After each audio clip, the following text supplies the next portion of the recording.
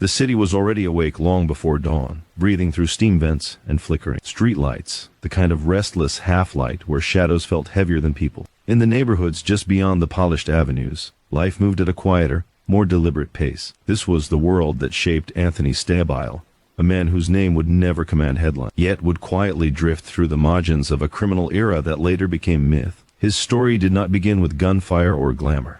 It began with routine small rituals, narrow streets, and the unspoken rules that governed families who survived by keeping their heads down and their mouths shut. Anthony grew up in a household where voices were rarely raised. Silence carried weight. The adults around him understood that attention was dangerous, that the safest lives were lived between the lines of official records. In the mornings, he watched men leave their homes dressed plainly, lunch pails in hand, their expressions calm and unreadable. They returned at night the same way, exchanging nods rather than words. It was a neighborhood that prized reliability over ambition, patience over noise. From early on, Anthony absorbed a lesson that would define him: never rush, never boast, never make yourself memorable. The streets taught their own education. Storefronts doubled as gathering places, where conversations happened in fragments and gestures meant more than sentences. Anthony learned to read people by posture and pause, to sense danger before it announced itself. He wasn't the loudest kid, nor the toughest.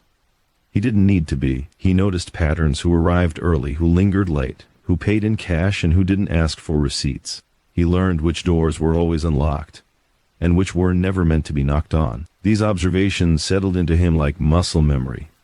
At home, responsibility came early. Errands weren't requests, they were expectations. Anthony carried groceries, delivered messages, and learned to show respect without submission. His elders didn't lecture him about crime or loyalty. They spoke about work, about keeping promises, about not bringing trouble to the door. When mistakes happened, consequences arrived quietly and decisively. There was no shouting, only the understanding that errors were remembered long after apologies faded. As a teenager, Anthony drifted naturally toward the edges of adult business. He wasn't invited into rooms where deals were made, but he waited nearby, ready to run messages or fetch coffee. He learned the cadence of negotiations by listening through walls, the rise and fall of voices signaling when patience was wearing thin.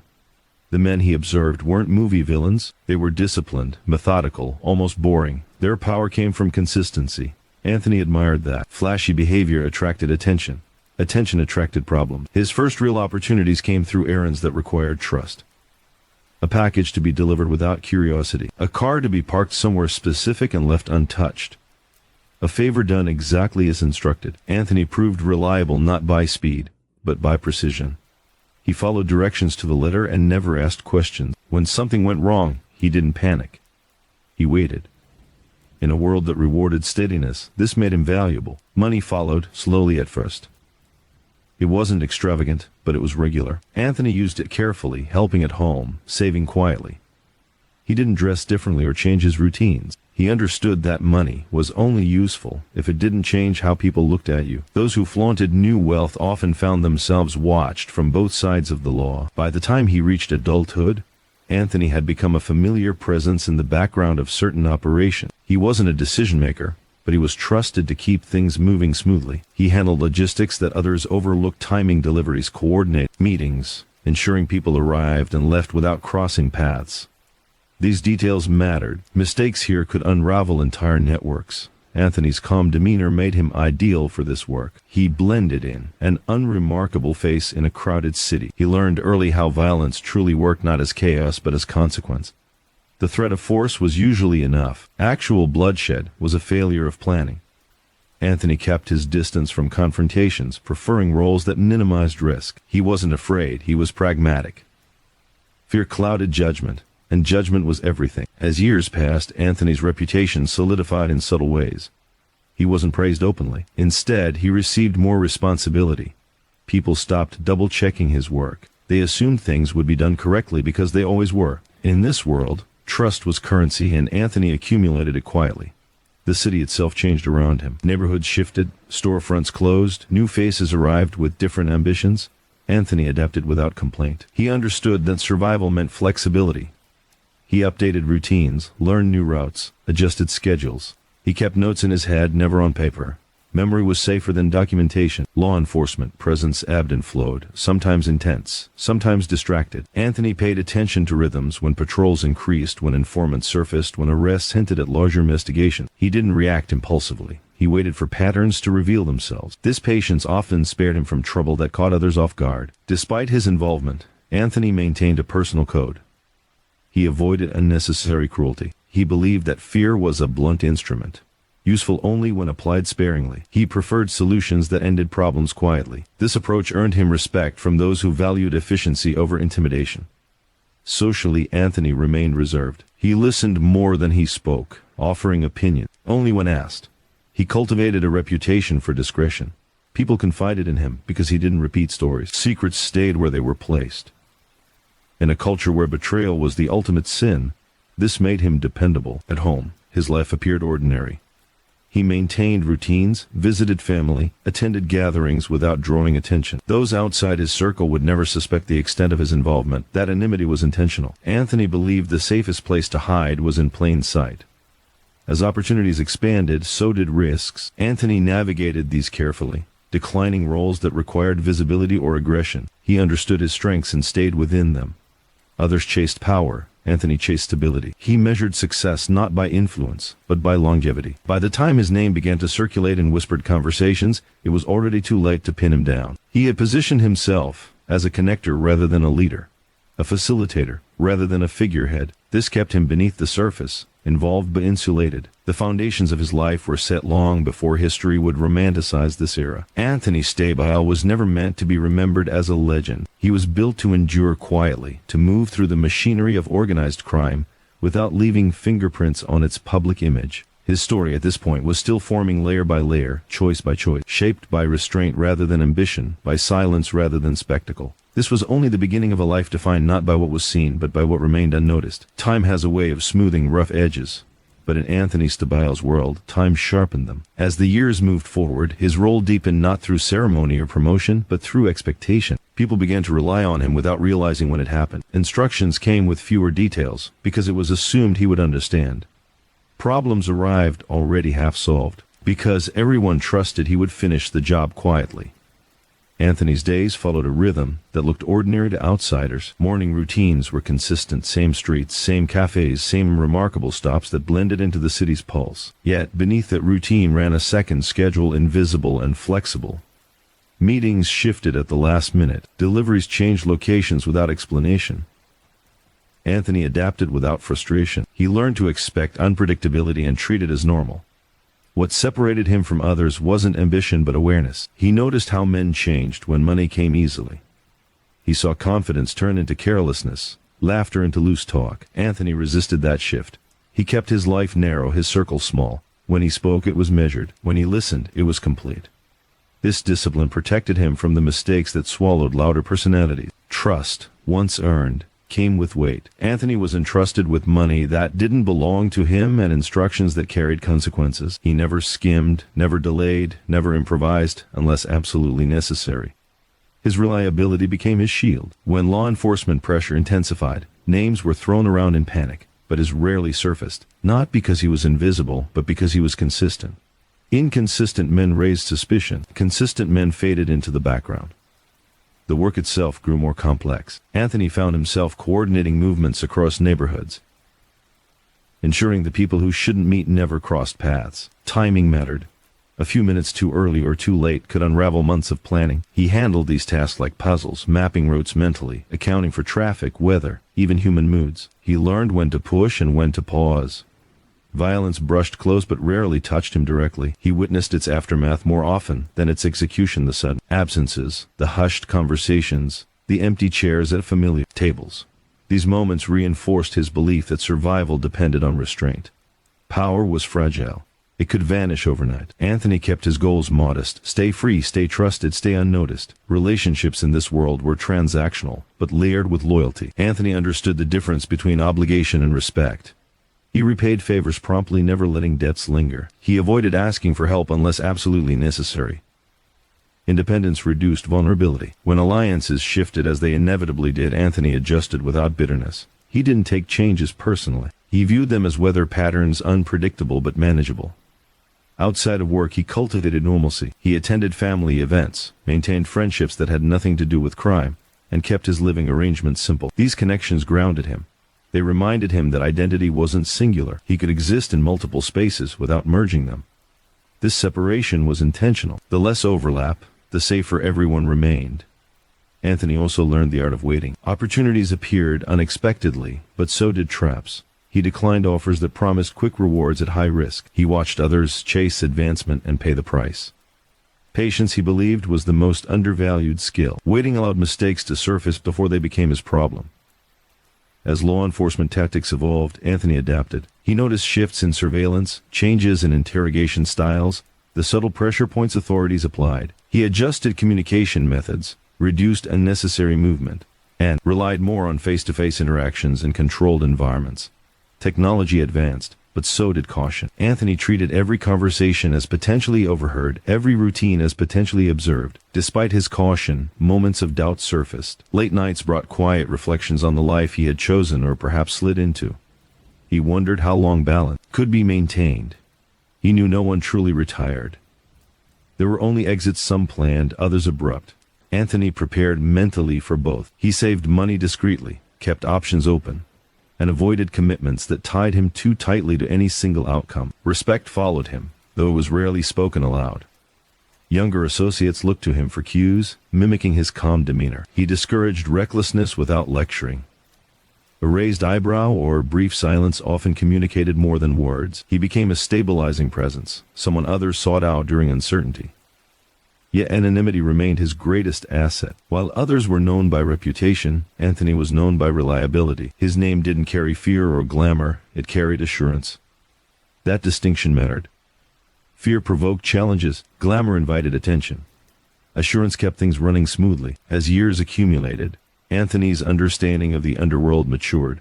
He saw it less as a hierarchy and more as an ecosystem. Remove one piece and others adjusted. Survival depended on adaptability, not dominance. He positioned himself accordingly, always useful, never indispensable. Indispensable men became targets. The city continued to change. Old neighborhoods were reshaped, familiar faces disappeared, and new players arrived with different rules. Anthony observed without nostalgia. He accepted change as constant. His flexibility allowed him to navigate transitions that destabilized others. He learned new customs, respected new boundaries, and maintained his core principles. In quieter moments, Anthony reflected on legacy not in terms of fame, but in terms of absence. He wanted to leave no trail, no story exaggerated beyond recognition. He understood that being forgotten was a form of success. Legends were dissected, analyzed, pursued even after death. Forgotten men rested easier. This phase of his life solidified his identity as someone who existed between worlds present but unseen, involved but uncelebrated. Anthony Stabile continued forward, not driven by hunger for power, but by commitment to balance. Every decision reinforced the same goal: remain standing while others fell. The path ahead would test this balance more severely than before. Pressure would increase, alliances would strain, and the margins for error would shrink. But for now, Anthony moved steadily through the city's undercurrent, guided by patience, discipline, and an unwavering commitment to staying unnoticed. By the time Anthony Stabile had sailed into what others might have called a stable position, stability itself had become an illusion. The city no longer moved at a predictable pace. What once felt like a slow, deliberate rhythm had accelerated, driven by new money, new ambitions, and new mistakes. Anthony sensed the shift long before it became obvious. He noticed it in the impatience of younger men, in the way conversations ended abruptly instead of drifting into silence, in how decisions were made too quickly and defended too loudly. For Anthony Stabile, adaptation was instinctive. He didn't resist the changes, he studied them. He observed how authority began to fragment, how loyalty was tested by opportunity rather than pressure. The old rules still existed, but they were interpreted loosely by those who hadn't lived through their consequences. Anthony had. He remembered the cost of carelessness, the sudden disappearances that follow arrogance. Those memories guided him now. His responsibilities expanded in subtle ways. He became a buffer between competing interests, a quiet intermediary trusted to relay messages without distortion. This role demanded precision. A single word chosen poorly could escalate tensions that had taken years to manage. Anthony weighed every phrase before speaking, understanding that language was as powerful as action. He avoided absolutes, favored ambiguity, and left room for negotiation. These habits kept doors open when others slammed shut. flowed faster than before, and with it came scrutiny. Anthony handled larger sums, moving them efficiently and discreetly. He diversified routes, varied schedules, and avoided patterns that could be tracked. He treated every transaction as temporary, never assuming the same method would work twice. This constant adjustment kept him one step ahead of those who relied on routine. Pressure from law enforcement intensified in waves. There were periods of aggressive pursuit followed by sudden lulls that felt more dangerous than the crackdowns. Anthony understood these rhythms. Silence often preceded action. He reduced exposure during quiet times, knowing they were rarely peaceful. He advised others to do the same, though not everyone listened. Those who ignored caution often paid for it later. The emotional toll of this life remained carefully managed. Anthony compartmentalized stress, addressing problems methodically rather than emotionally. He believed panic was contagious and refused to spread it. When situations escalated, he focused on logistics, what needed to be moved, who needed to be informed, which routines required alteration. Action replaced anxiety. Despite his restraint, moments of introspection surfaced more frequently. Anthony wondered whether his commitment to anonymity had limited his options. He saw peers leverage notoriety into influence, using fear as leverage. Anthony rejected that path, but he acknowledged its effectiveness. Still, he chose caution over control. Influence attracted challengers. Anonymity deflected them. Relationships became more complicated as stakes increased. Trust was tested repeatedly. Anthony responded by tightening his circle, relying only on those with proven consistency. He avoided new alliances unless necessity demanded them. When forced to collaborate, he established clear boundaries. He shared only what was required, nothing more. Information was currency, and he spent it sparingly. Outside pressures also crept closer to home. Anthony became more vigilant about protecting his personal life. He altered routines, limited disclosures, and ensured that his private world remained insulated from professional risks. He understood that vulnerability often entered through familiarity. Comfort bred complacency, and complacency invited danger. As younger associates sought guidance, Anthony offered counsel without instruction. He shared experiences indirectly, framing advice as observation rather than command. He believed people learned best when they felt autonomous. This approach earned respect without creating dependency. He remained a reference point, not a crutch. The Underworld's evolving dynamics demanded constant recalibration. New players brought different ethics, some more volatile than others. Anthony assessed them carefully, identifying those who valued stability over spectacle. He aligned himself accordingly, avoiding those driven by ego. Ego, he believed, was the fastest route to exposure. Technological changes also altered the landscape. Communication became faster, but also riskier. Anthony minimized digital footprints, favoring in-person exchanges when possible. He treated every device as compromised, every message as permanent. This caution limited convenience but preserved security. Through all of this, Anthony maintained his defining trait, patience. He waited for clarity before acting, resisted impulsive decisions, and allowed situations to unfold before intervening. This patience often frustrated those who sought immediate results, but it saved him repeatedly. He understood that most problems resolved themselves if left alone long enough. As the city's undercurrent grew more turbulent, Anthony's role as a stabilizer became more pronounced. He didn't seek recognition for it. Stability, by nature, went unnoticed. But when chaos threatened to spread, his presence often restored balance. He was consulted quietly, decisions adjusted subtly, outcomes improved with acknowledgement. In private moments, Anthony contemplated the future with measured realism. He didn't fantasize about escape or redemption. He focused on sustainability. How long could this balance be maintained? What adjustments would be necessary? He prepared contingency plans mentally, knowing circumstances could change without warning. This period marked a turning point not through dramatic events, but through accumulation. Each choice reinforced his identity as someone who survived by restraint. Anthony Stabile continued forward, navigating an increasingly volatile environment with the same principles that had guided him from the start: observe, adapt, remain unnoticed.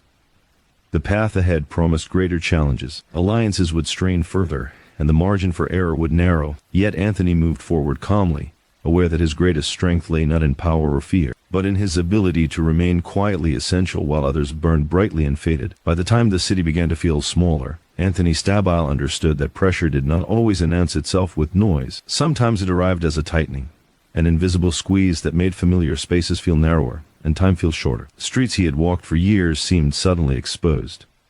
Conversations that once flowed freely now carried hesitation. It wasn't fear exactly, it was awareness. And awareness, in Anthony's world, was often the last warning before consequences followed. For Anthony Stabile, this phase required refinement rather than reinvention. He did not abandon his methods, he sharpened them. He reduced movement, limited exposure, and scrutinized every request more closely.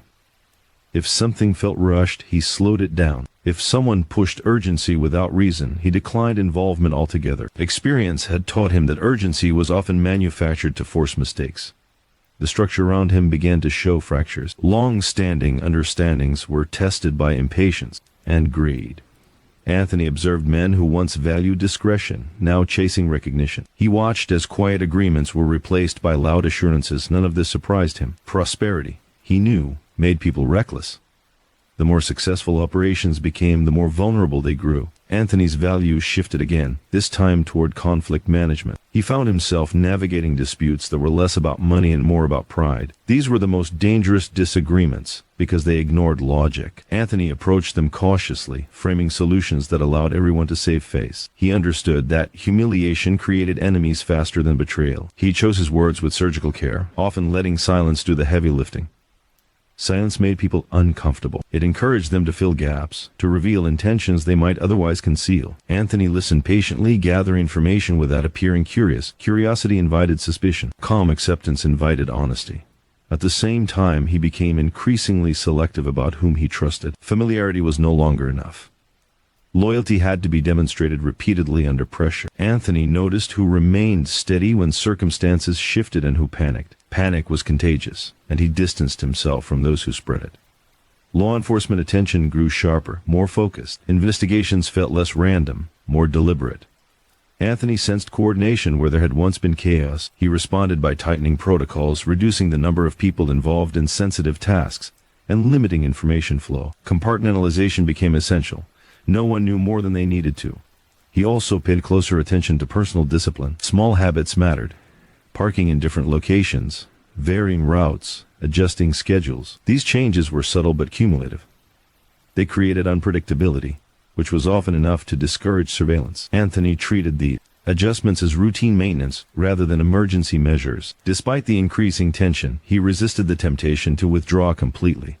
Disappearance raised questions. Instead, he maintained visibility at a controlled level, present enough to appear normal, distant enough to avoid entanglement. This balance required constant calibration. Too much involvement invited risk, too little invited suspicion. Emotionally, Anthony remained guarded. He did not allow anxiety to dictate behavior. When doubt surfaced, he examined it objectively. Was it based on evidence or assumption? This habit kept fear from escalating into paranoia. He trusted his instincts but verified them with observation. The city's underworld continued to evolve. New alliances formed, often built on convenience rather than trust. Anthony navigated these carefully, aligning only where interests overlapped cleanly. He avoided long-term commitments with volatile personalities. Stability remained his priority. At home, he preserved normalcy with deliberate effort. Routine provided psychological insulation. Familiar meals, familiar faces, familiar rhythms all served as anchors. Anthony believed that grounding himself in ordinary life prevented the distortions that plagued others. Those who lost touch with normalcy often lost perspective. As responsibilities accumulated, Anthony became more aware of the cumulative weight of his choices. He didn't regret them, but he respected their cost. Every decision narrowed future options. He accepted this trade-off as part of the path he had chosen. Acceptance, he believed, was healthier than denial. Moments of reflection often came late at night when the city quieted and thoughts grew louder. Anthony considered the nature of success in his world.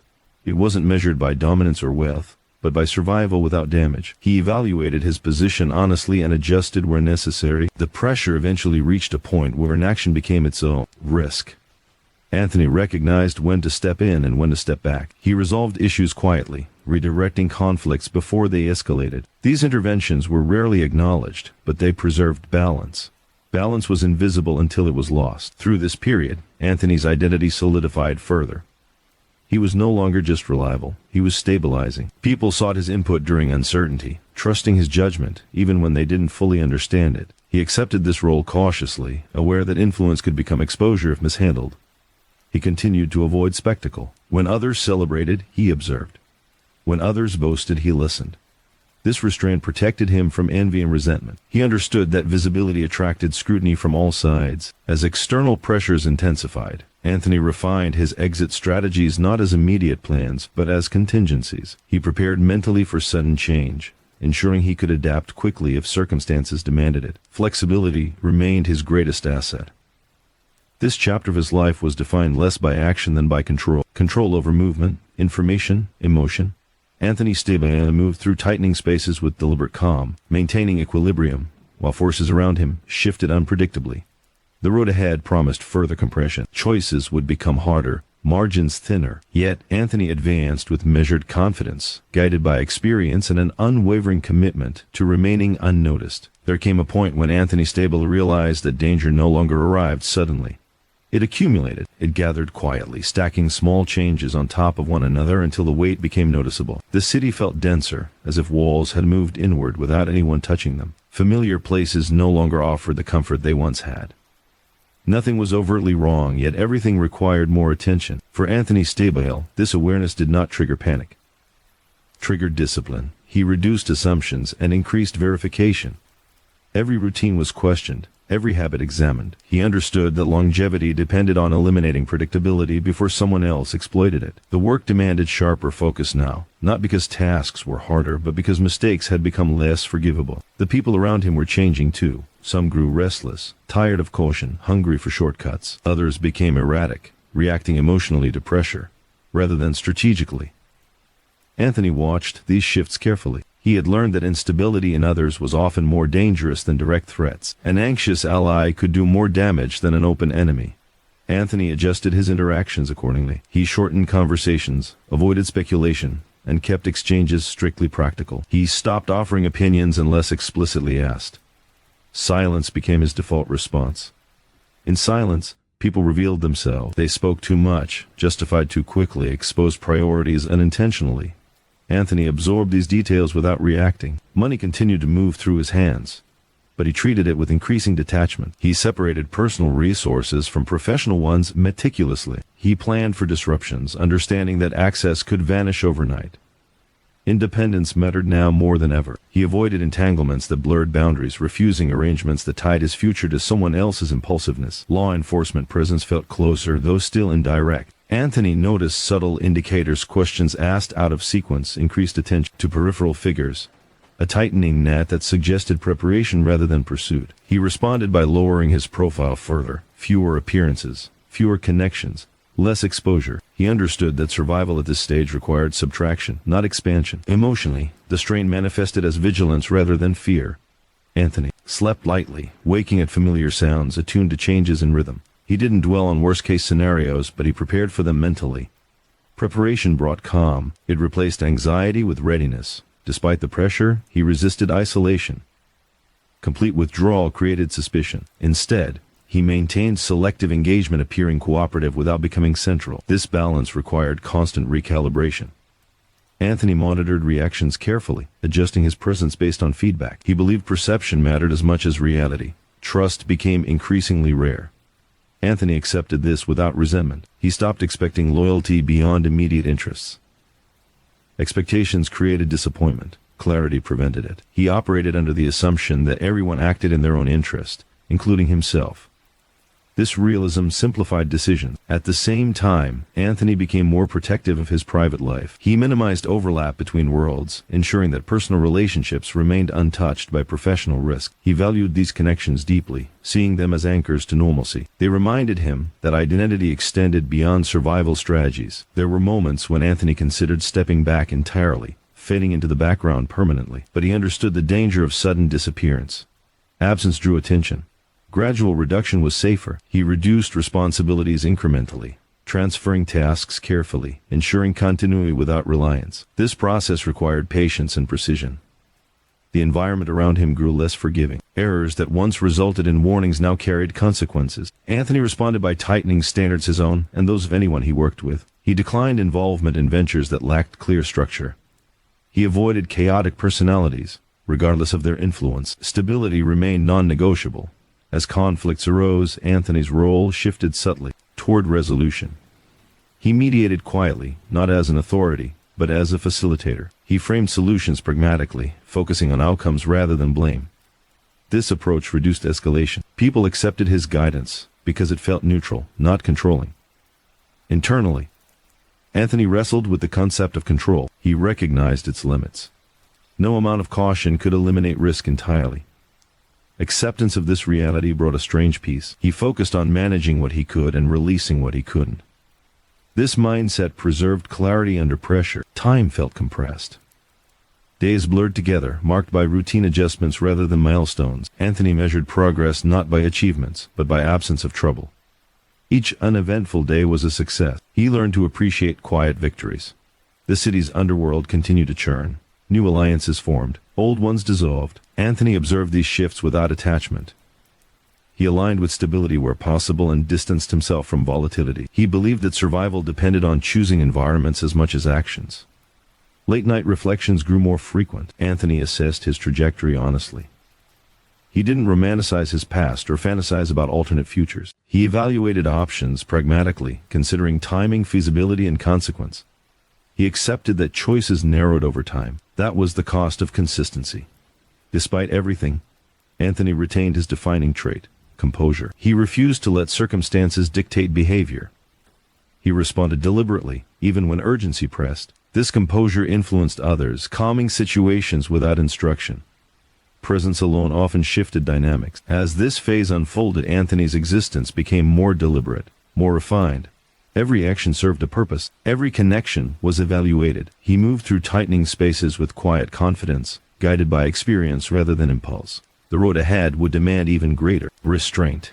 Decisions would carry heavier consequences. Yet Anthony Stabile continued forward, committed to the principles that had preserved him so far. Patience, discretion, and the understanding that being forgotten was the safest form of success. The longer Anthony Stabile remained active, the more he understood. That experience did not make things easier, it made them heavier. Knowledge accumulated like weight, each lesson adding pressure rather than relief. He carried memories of mistakes made by others, consequences he had witnessed but never caused. Those memories informed every choice, shaping his instincts with an authority stronger than advice or rules. For Anthony Stabile, this period was defined by restraint under compression. The environment around him had become less tolerant of hesitation and less forgiving of error. People wanted faster results, clearer loyalties, stronger demonstrations of commitment.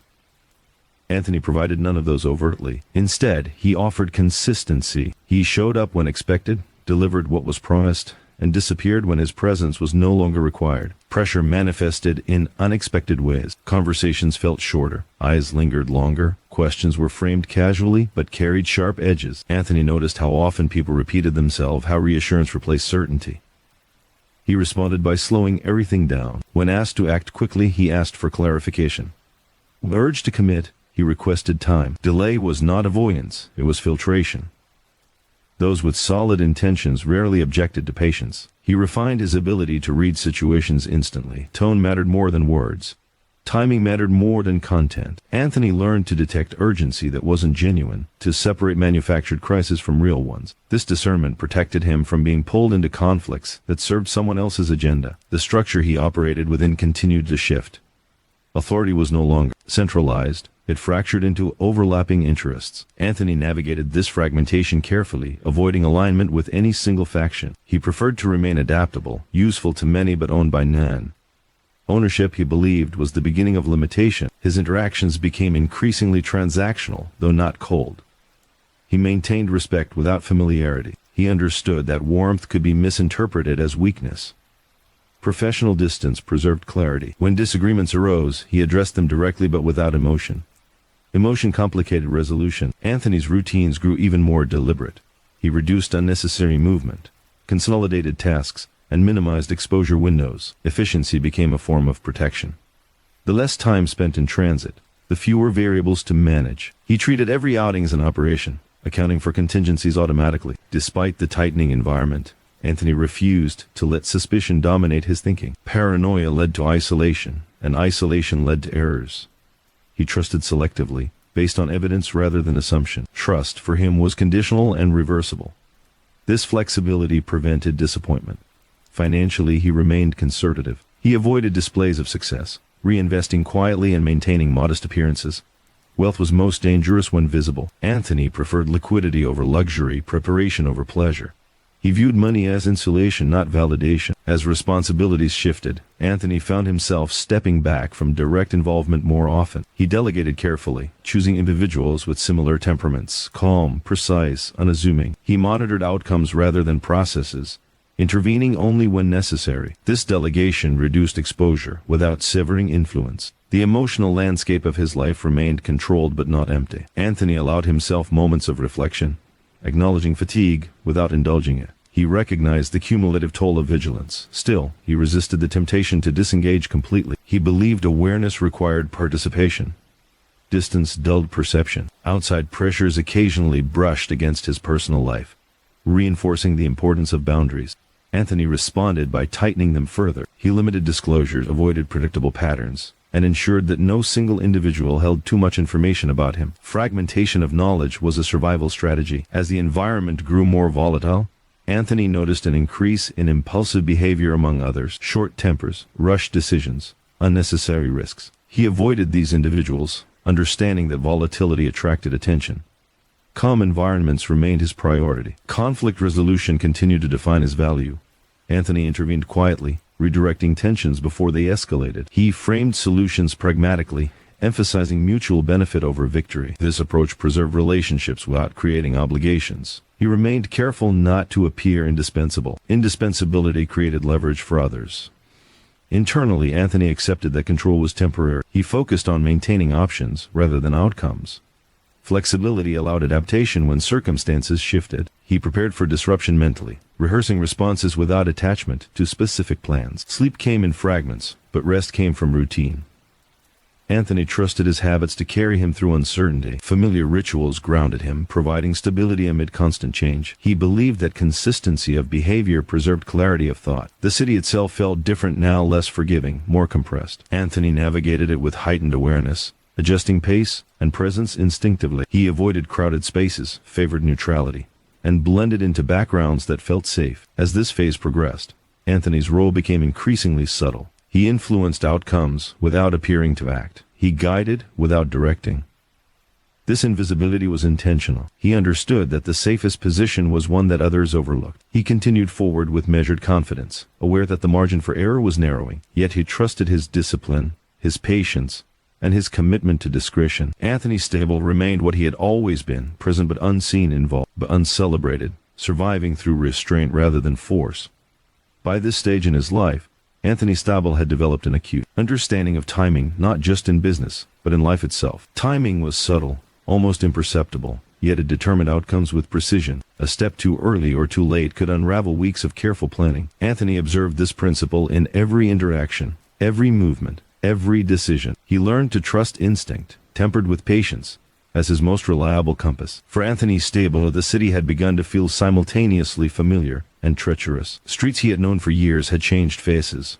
Old businesses shuttered, replaced by unfamiliar storefronts, new residents, and younger men whose understanding of rules was shallow. These newcomers moved with haste, assuming that audacity equaled power. Anthony noticed immediately that audacity often drew attention, and attention, in the underworld, was dangerous. Anthony's approach was unchanging: remain calm, observe, and act only when necessary. His reputation grew quietly among those who noticed patterns rather than spectacle. He became a stabilizing force in a network of unpredictable actors, an invisible hand guiding outcomes without seeking acknowledgement. He did not crave recognition. Visibility, he had learned, was a liability. Anonymity was security. Responsibilities increased subtly but significantly. Anthony was asked to coordinate operations that spanned neighborhoods and intersected factions. These operations demanded precision, discretion, and patience. Every detail, no matter how minor, had to be accounted for. A missed meeting, a delayed package, or even a poorly chosen word could have cascading consequences. Anthony managed these pressures by meticulously planning routes, memorizing schedules, and anticipating variables before they emerged. While his work demanded constant vigilance, Anthony never allowed himself to become reactionary. Crisis was inevitable, but panic was avoidable. He understood that most problems resolved themselves if observed long enough. The key was to identify which elements were controllable and which were not. His discipline allowed him to conserve energy and attention for situations that truly mattered. Interactions with colleagues became increasingly calculated. Anthony no longer invested in relationships beyond necessity. Friendships were a risk. Confidences were potentially dangerous. He kept social contact minimal and professional, never exposing personal habits or routines. Trust, when granted, was conditional and earned through consistent demonstration of reliability. Financial management remained understated yet strategic. Anthony handled increasing sums of money, but he avoided extravagance and visibility. Wealth was functional, not performative. He kept personal expenses low, reinvested quietly, and ensured that all transactions appeared ordinary. He understood that conspicuous wealth could attract scrutiny and invite both legal and personal threats. Pressure from law enforcement intensified periodically. Surveillance became more organized, more calculated, but Anthony's meticulous approach insulated him from exposure. He monitored patterns, recognized unusual activity, and adjusted accordingly. He avoided digital communication wherever possible, preferring in-person exchanges in controlled settings. Every movement, every transaction, every interaction was evaluated for risk. Emotionally, Anthony maintained equilibrium. Late nights often found him reflecting quietly, analyzing patterns, and rehearsing potential outcomes. He acknowledged stress without allowing it to dominate thought. Discipline, clarity, and foresight became the pillars of his decision-making. He understood that emotion was a liability in high-stakes environments. Calm observation was an asset. The evolving criminal landscape required Anthony to adapt continuously. Old alliances dissolved, new players emerged, and loyalties shifted unpredictably. Anthony evaluated each situation carefully, aligning himself only when stability could be assured. He avoided those driven by ego or impulse, recognizing that volatility could undermine even the most secure arrangements. Anthony's role increasingly involved conflict mitigation. Disputes arose frequently over resources, territory, and recognition. Anthony intervened quietly, redirecting tensions before escalation, framing solutions that allowed all parties to maintain dignity. His interventions were subtle but effective, earning respect without overt authority. People followed his guidance because it felt rational, impartial, and devoid of personal agenda. His personal life remained carefully partitioned from professional pressures. Anthony preserved routines and interactions that offered psychological grounding. Familiar meals, consistent schedules, and minimal deviation provided stability amid external chaos. He valued these routines as mental fortresses, protecting clarity and focus. Anthony also developed contingency strategies for potential disruptions. He planned for unexpected arrests, shifts in alliances, and sudden threats to his operation. These plans were mental frameworks, flexible yet detailed, allowing him to respond without hesitation when situations demanded it. The principle was simple: preparation minimized risk. Despite his reserved nature, Anthony remained observant of human behavior. He noticed patterns of greed, fear, and ambition, often before others recognized them. He cataloged mistakes made by others and used them as silent lessons, avoiding similar errors. Observation became as critical as action. In quieter moments, Anthony considered legacy, but not in terms of fame or recognition. His focus was on survival and balance, on ensuring that he remained unscathed while operations continued smoothly. He measured success by absence of disruption, not by notoriety. Forgotten men, he understood, often survived longer than legends. As pressures mounted, Anthony's discipline became his defining advantage. He continued to navigate the city with calculated movements, avoiding unnecessary risk while ensuring involvement in essential operations. The delicate balance between presence and invisibility required constant attention, but it was a balance he had mastered. This period reinforced the realization that survival depended on consistency, not audacity. Anthony's steadied approach contrasted sharply with the volatility around him. He remained calm when others panicked, precise when others faltered, and patient when others rushed. These qualities allowed him to maintain influence while staying deliberately unnoticed. The city's undercurrent, unpredictable as ever, continued to shift, but Anthony adapted seamlessly. He understood the interplay of risk and reward, observation and action, patience and timing. Each choice he made reinforced his commitment to discretion, stability, and longevity. Anthony Stabile moved through the stage of his life like a shadow navigating sunlight, ever present, rarely noticed, and fully aware of every flicker and movement around him. His existence was defined not by spectacle, but by careful orchestration, patience, and an unwavering dedication to surviving in a world where visibility could be fatal. By this point, Anthony Stabile had developed a sixth sense for the rhythms of the city, a quiet awareness that told him when danger lurked, when alliances were shifting, and when ordinary days carried extraordinary risk. He had long learned that the underworld moved in subtle patterns, almost invisible to the untrained eye. What appeared as ordinary movement often concealed undercurrents of tension. For Anthony Stabile, recognizing these currents was a matter of survival. His days followed a precise rhythm, yet every moment was flexible. Anthony understood that predictability was vulnerability. Even the smallest routines, morning routes, meetings, or casual encounters were adjusted, timed, and retimed to avoid exposure. He moved through neighborhoods with a practiced calm, observing gestures, reading body language, and gauging moods. A glance, a hesitation, or a slight shift in tone was enough to signal change, and Anthony responded instinctively. Money continued to flow through channels under his supervision, yet he treated it with caution and discretion. He never flaunted wealth and never made assumptions about loyalty. Every transaction was calculated, every handoff controlled. Anthony had learned that trust could never be absolute, and that vigilance was a constant requirement. He maintained meticulous mental records, noting patterns, anomalies, and potential threats without revealing the depth of his knowledge. People around him were growing restless. Younger associates often sought quick rewards and immediate recognition, unaware of the dangers inherent in visibility. Anthony observed their impatience with quiet detachment. He did not lecture, he did not intervene overtly. He allowed them to demonstrate their behavior, to expose flaws in their approach, and to learn consequences silently. Lessons delivered by experience, he believed, were far more permanent than any imposed guidance. Conflict in the criminal ecosystem had evolved. Disputes over territory, money, or influence arose more frequently, often appearing minor but threatening to escalate. Anthony had become an unspoken mediator, resolving tensions without creating obligations or drawing attention to himself. He carefully framed solutions that preserved dignity and avoided humiliation, knowing that personal pride often triggered unnecessary chaos. He had long understood that respect earned silently was more durable than fear or dominance. Anthony's mental discipline became increasingly crucial. He compartmentalized responsibilities, thoughts, and observations. Nothing was ignored, but nothing was allowed to overwhelm him. He had learned that distraction was a luxury he could not afford. Sleep was measured and light, yet restorative, anchored in consistent routines. He valued mental clarity above all else, recognizing it as the key to long-term survival. Technology began to play a subtle role in his environment, but Anthony treated it with suspicion. Communications, whether digital or otherwise, were assumed compromised until proven safe. He avoided unnecessary exposure, favoring personal, controlled interactions. Devices were monitored, routes varied, and messages kept minimal. Each precaution, no matter how small, reduced the likelihood of unforeseen consequences. Despite the increasing pressure, Anthony retained his characteristic calm. He approached each day as an exercise in observation, evaluation, and strategic decision-making. Urgency from others was met with measured delay, deliberate questioning, and patient assessment. Impulsive actions rarely succeeded in his world, and Anthony had cultivated the ability to let situations unfold until clarity emerged.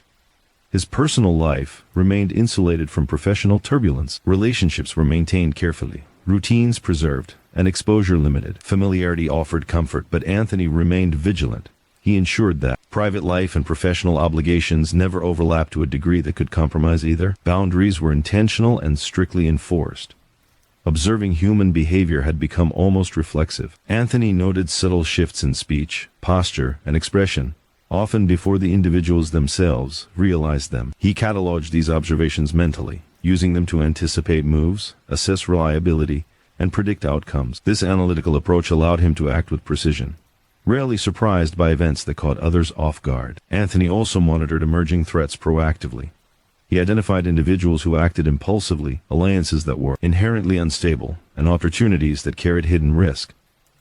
Avoidance was often the most effective form of intervention. He never engaged unnecessarily, choosing instead to maneuver around potential conflict and maintain control over his immediate environment. Even as external pressures increased, Anthony's influence grew quietly. People began to seek his guidance, respect his judgment, and defer to his observation. This influence was subtle, unspoken, and entirely functional. He guided outcomes without ever appearing to act, maintaining both security and control. His reputation was built on reliability and discretion, not fear or spectacle. The environment demanded continuous vigilance. Anthony never assumed safety, never relied on habits alone, and never allowed complacency to take root. Every day, every interaction, every choice carried weight. He prepared for contingencies mentally, rehearsing outcomes, considering risks, and maintaining flexible strategies. Planning was constant, yet never rigid, allowing adaptation in real time. Anthony's philosophy was simple but profound. Survival required precision, patience, and invisibility. He avoided attention, mitigated conflict quietly, and preserved control without dominance. Fame, recognition, and notoriety were distractions disguised threats. He preferred to remain functional, effective, and unnoticed, understanding that in his world invisibility was the ultimate protection. By the end of this period, Anthony had refined his presence to a point where he existed as both participant and observer. He influenced outcomes, guided behavior, and ensured continuity without drawing attention to himself. Every move was deliberate, every interaction calculated, and every decision informed by decades of experience. The city continued its restless pulse around him, ever-changing, unpredictable, and occasionally hostile. Yet Anthony moved through it with the quiet confidence of someone who understood patterns invisible to others. His survival was not the result of luck, bravado, or spectacle. It was the product of discipline, observation, an unwavering commitment to discretion. Anthony Stabile remained a stabilizing force in an unstable world, present yet unseen, influential yet anonymous. The challenges ahead promised complexity, but he was prepared. His survival was not accidental. It was deliberate, methodical, and expertly maintained, proving that in a world of chaos, the quiet and cautious endure the longest. By this point in his life, Anthony Stabile had internalized a simple, unspoken rule. Movement and observation were inseparable. Every step, every glance, every conversation was a calculation, conscious or not, designed to maintain balance and security. The city, with its ever-shifting power dynamics and unpredictable streets, had become both familiar and dangerous, a living organism with its own hidden rhythms. For Anthony Stabile, success no longer meant expansion, influence, or dominance. It meant survival and control over what could be controlled. Anthony's daily routines were deceptively ordinary. He moved along familiar routes, visited neighborhood stores, and occasionally attended family gatherings, but these seemingly mundane activities were layered with strategy. He varied timings, subtly adjusted paths, and monitored faces and gestures for signs of change. Every familiar interaction was a potential data point, every pause in conversation a clue. Over decades, he had learned to trust instinct and observation more than instruction or rumor. Money remained both an instrument and a test. Anthony oversaw increasingly significant transactions, yet he treated each one with discretion and care. Cash flowed quietly, without display, without drawing attention. He meticulously tracked what went where, ensuring that no loose threads could unravel operations or expose individuals. Wealth, in his philosophy, was safety, not power. Displaying it recklessly invited scrutiny and threat. Anthony avoided that entirely. The people around him presented as much challenge as any external threat. Younger associates, ambitious and impatient, made mistakes by moving too quickly or speaking too loudly. Anthony observed these behaviors silently. He refrained from overt correction, knowing that experience was often the only teacher that mattered. Allowing others to reveal flaws without interference preserved relationships, while highlighting his own reliability. Conflict resolution had become a defining element of Anthony's position. Disputes arose over money, territory, and respect. Anthony acted not as a commander, but as a mediator, quietly, effectively, and without fanfare. He framed solutions that allowed pride to remain intact, understood consequences before they arose, and carefully managed expectation. Influence, he understood, was most secure when exercised invisibly. The city itself continued to evolve, with neighborhoods shifting, businesses closing or opening, and law enforcement focus intensifying sporadically. Anthony adapted seamlessly. He monitored changes, adjusted routines, and accounted for variables that could imperil even the most cautious man. His presence remained deliberate and minimal, always enough to influence outcomes but never enough to draw undue attention. His personal life remained a critical anchor. Anthony maintained connections that provided stability and perspective, but he protected them fiercely. Family, routine, and limited friendships offered a sense of normalcy, a buffer against the pressures of his professional world. He compartmentalized responsibilities, ensuring that the turbulence outside never fully intruded upon private life. Observation had become a second nature. Anthony noticed small gestures, shifts in tone, and inconsistencies in behavior that others overlooked. He cataloged these details mentally, building a web of insight that guided decisions without revealing the extent of his awareness. This skill allowed him to anticipate problems and act preemptively, often before anyone else recognized the danger. Law enforcement scrutiny increased incrementally, subtle but unmistakable. Anthony interpreted each change, each question, each unusual presence as data rather than threat. He refined communication protocols, reduced reliance on intermediaries, and prioritized controlled, personal interactions over impersonal methods. Every adjustment reduced exposure and preserved operational stability. Emotionally, Anthony remained disciplined. Stress and uncertainty were constants, but he approached them with detached analysis. Panic, he had learned, was contagious, and he refused to propagate it. Calm observation allowed him to act decisively when required, minimizing the impact of external pressures. His composure inspired confidence in others, even as he remained mostly unseen. Anthony's role in the broader underworld became increasingly subtle yet crucial. He influenced outcomes without overt action, guided decisions without direct command, and mitigated conflict without creating obligation. He operated at a level where effectiveness was measurable but invisible, where the absence of disruption was evidence of his skill. His reputation, if noticed at all, was that of a man whose reliability was unquestionable. It refined his understanding of risk. Every action was evaluated for potential consequence, both immediate and long-term. Contingency plans existed for every plausible scenario, rehearsed mentally and adjusted constantly. Anthony treated unpredictability as inevitable, and preparation as the key to endurance. Flexibility, rather than rigidity, allowed him to maintain control even when circumstances shifted abruptly. Patterns of human behavior fascinated him. He recognized greed, fear, and pride before they manifested into problems. He cataloged errors made by others silently, learning without criticism. Observation replaced instruction. Patience replaced coercion. His effectiveness was quiet but undeniable. Anthony continued to prioritize discretion above all. Visibility invited challenge. Fame invited investigation, and dominance invited betrayal. He remained effective without attracting attention, influential without exposing vulnerability, present without being conspicuous. His approach was deliberate and methodical, built on decades of experience and careful adaptation. Late nights often found Anthony reflecting on longevity rather than success. Survival had become his measure, balance his goal. He didn't aspire to notoriety, only to stability. Forgotten men, he understood, often outlasted those remembered for flamboyance or aggression. His approach was both strategy and philosophy, a deliberate choice to navigate the world without leaving traces of ego. By the close of this period, Anthony had further solidified his identity as a stabilizing yet invisible presence. The city moved around him with its familiar unpredictability, yet he moved within it with precision and awareness. Each decision reinforced his principles: discretion, patience, and adaptability. Each choice was informed by observation, tempered by caution, and executed with restraint. Anthony Stabile existed in a world of constant flux, yet his position remained unshakable, not because he sought power, but because he understood the balance of visibility, trust, and restraint. He endured because he measured risk, valued patience, and understood that the quietest presence often held the most control. In the shadows of the city, Anthony thrived, unseen but essential, proving that survival depended not on spectacle but on the careful orchestration of every moment. As Anthony Stabile moved further into the maturity of his underworld existence, he understood that survival was no longer a matter of simple caution or strict adherence to routine. The complexity of the criminal ecosystem had grown, and with it the stakes. New players had emerged, some reckless, some calculating, all seeking advantage in ways that were subtle yet potentially destabilizing. For Anthony Stabile, navigating this environment required more than vigilance, it required anticipation. His perception had evolved into a kind of second sight.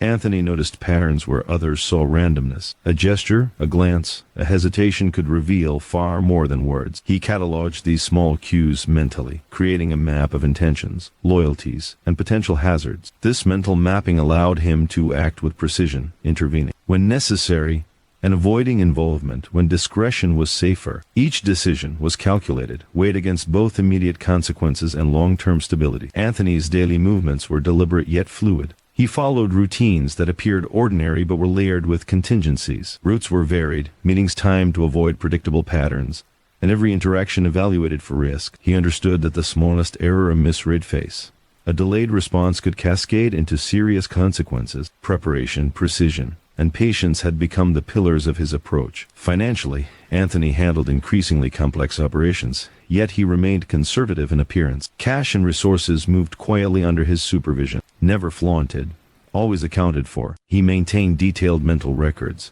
ensuring that no loose ends could jeopardize operations or expose individuals. Money, in his philosophy, was a tool for security, not for show. He avoided displays that could attract scrutiny from rivals or law enforcement. The people around him were often his greatest source of risk. Younger associates acted with impulsiveness, seeking rapid advancement or recognition. Anthony observed these tendencies with quiet detachment, allowing mistakes to surface naturally. He rarely intervened directly. Instead, he let actions speak, assessing reliability and character through observation. Experience, he had learned, was the most enduring teacher.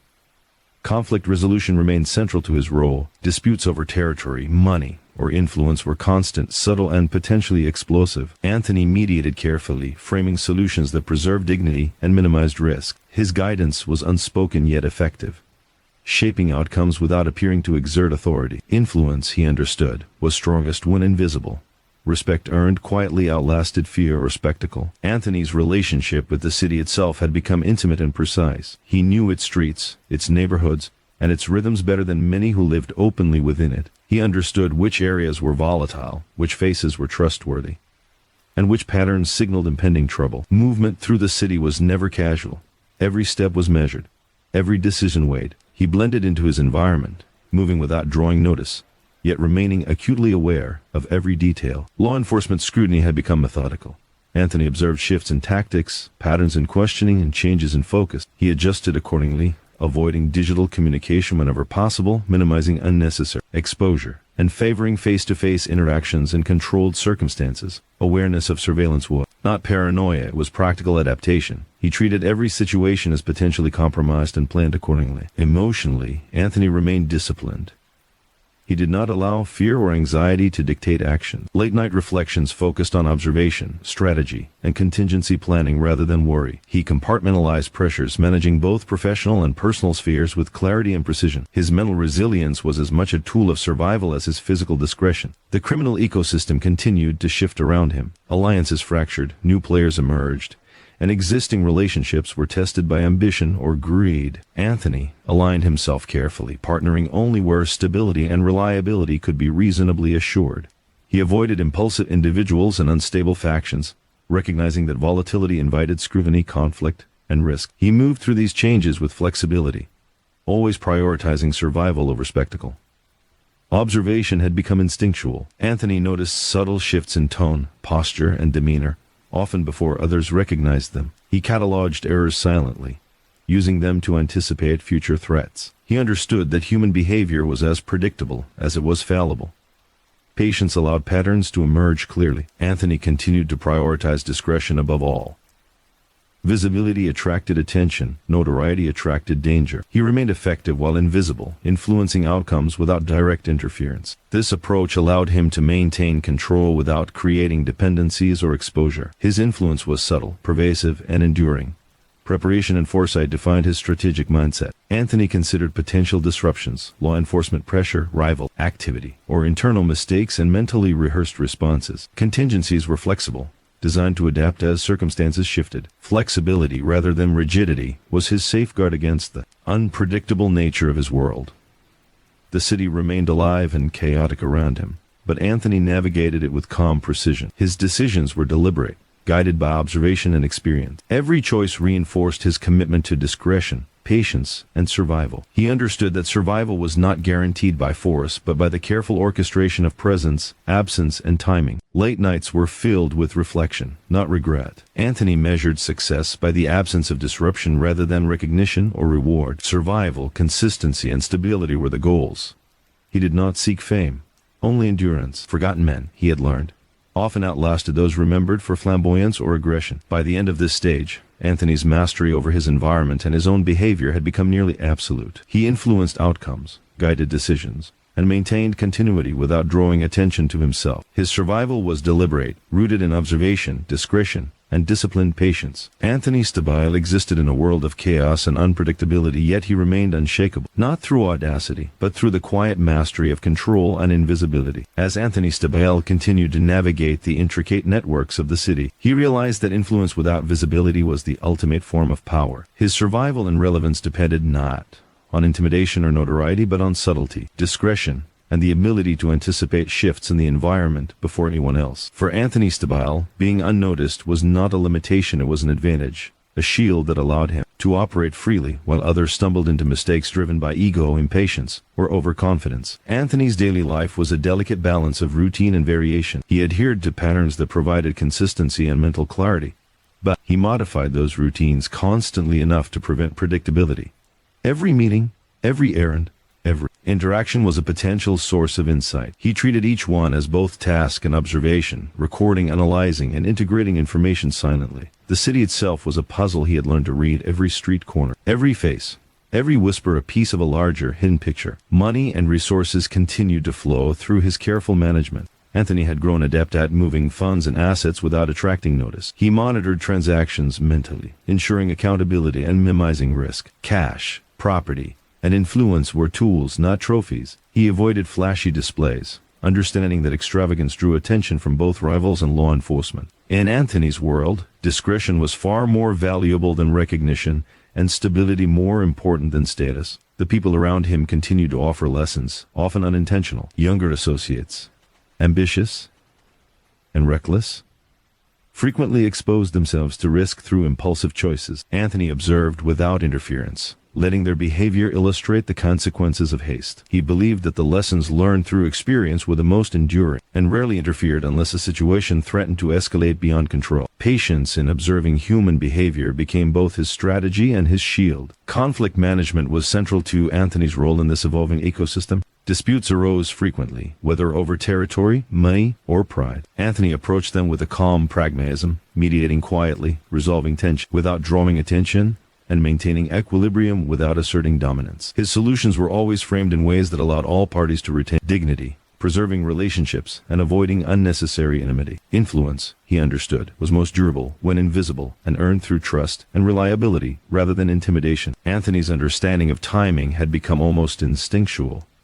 He moved only when necessary, spoke only when meaningful, and reacted only when required. The city's rhythm dictated subtle cues, and Anthony had learned to sense when conditions were favorable and when intervention might provoke unwanted consequences. Patience had become his most reliable tool, a shield that allowed him to act deliberately rather than impulsively. Personal boundaries remained critical to Anthony. He maintained routines, relationships, and habits that insulated his private life from professional hazards. Family and familiar spaces served as anchors, grounding him amid the constant fluctuations of the criminal ecosystem. These sanctuaries were carefully preserved, ensuring that the pressures of the outside world did not disrupt clarity of thought or decision-making.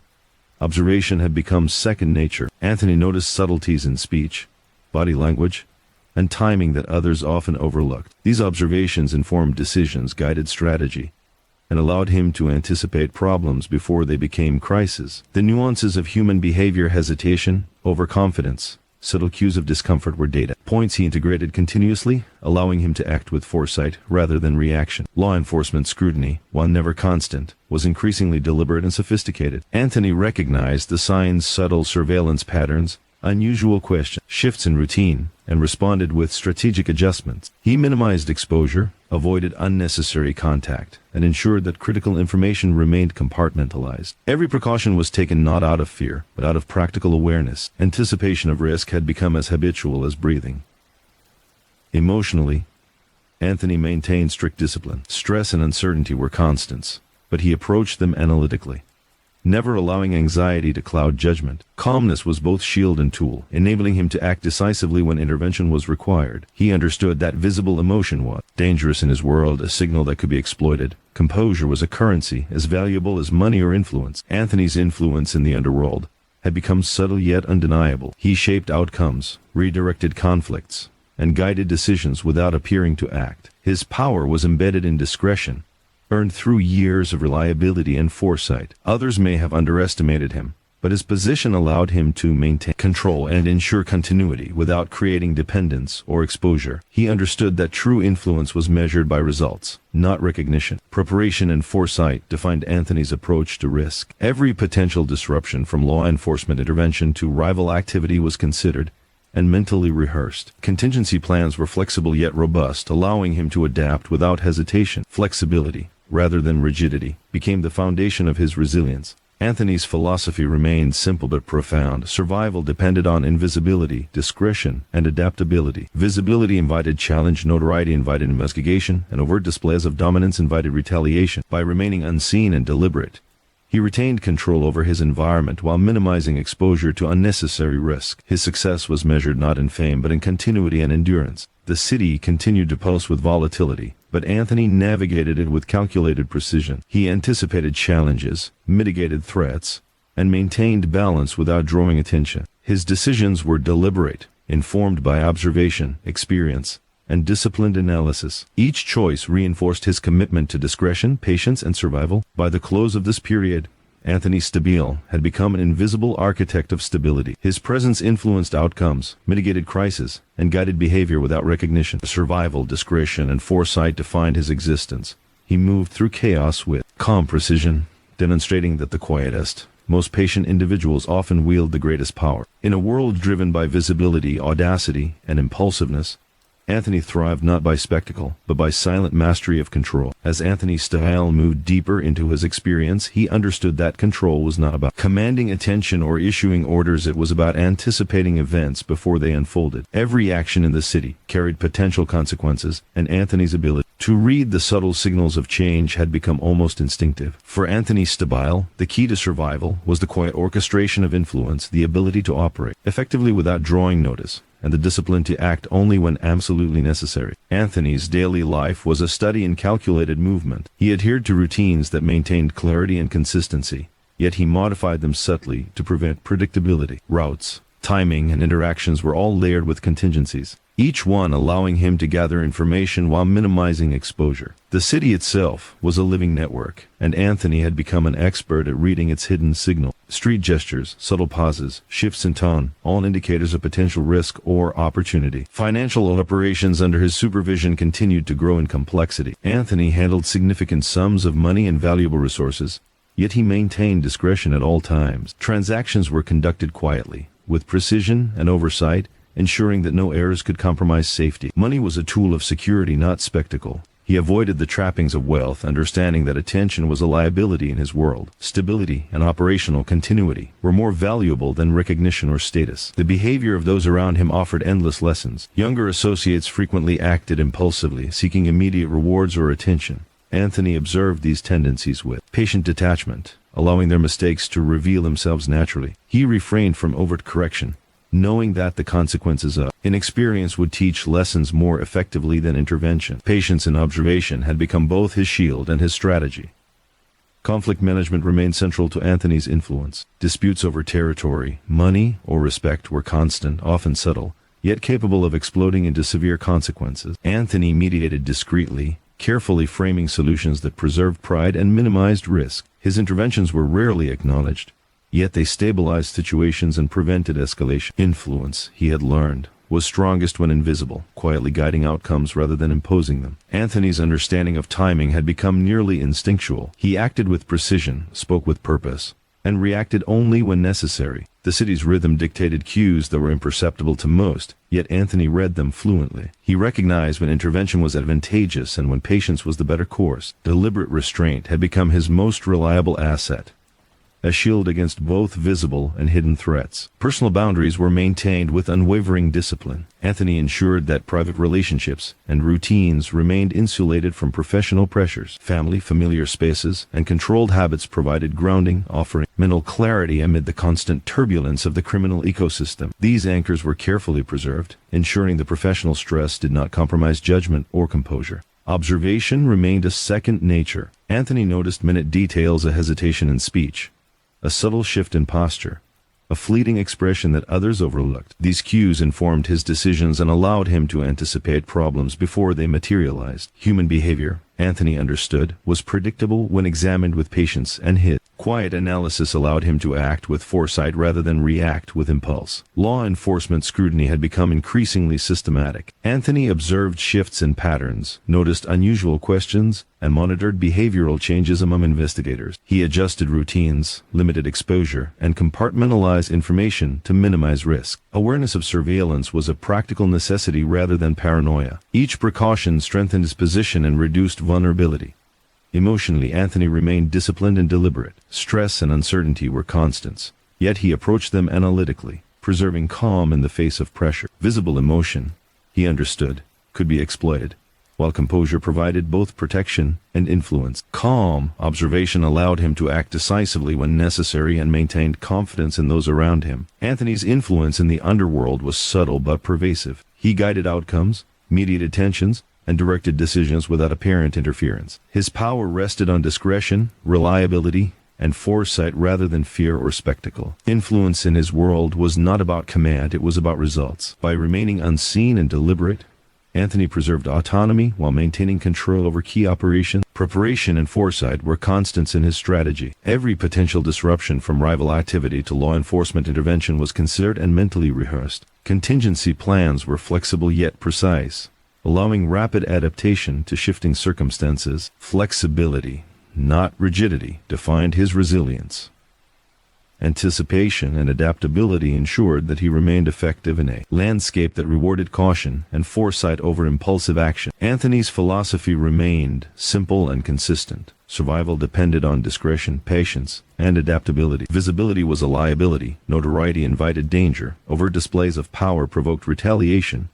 He operated quietly, guided outcomes without acknowledgement, and maintained control without exposing vulnerability. In his world, invisibility was strength, and careful observation was the currency of survival. The city continued its restless pulse, chaotic and unpredictable. Anthony moved through it with precision and awareness, avoiding unnecessary risk while maintaining involvement in essential operations. His decisions were informed by experience, disciplined observation, and strategic foresight. Each choice reinforced his commitment to discretion, stability, and longevity. By the end of this stage, Anthony Stabile had solidified his identity as a stabilizing yet invisible force. He existed as an observer, a mediator, and a guardian of continuity.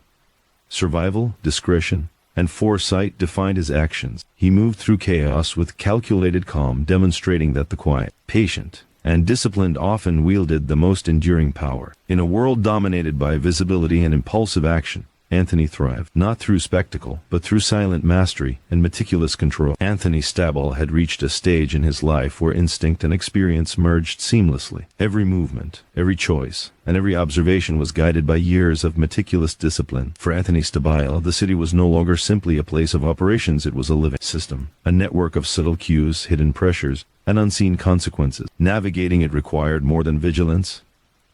It required anticipation, patience, and a constant awareness of human behavior in its most nuanced forms. Anthony's daily routines remained disciplined but flexible. He moved through the city with measured steps, sometimes appearing in mundane locations, coffee shops, neighborhood streets, small stores, always observing, always noting. Nothing was trivial. A fleeting glance from a stranger, an unusual pattern in traffic, subtle shift in a conversation, all were pieces of a larger puzzle.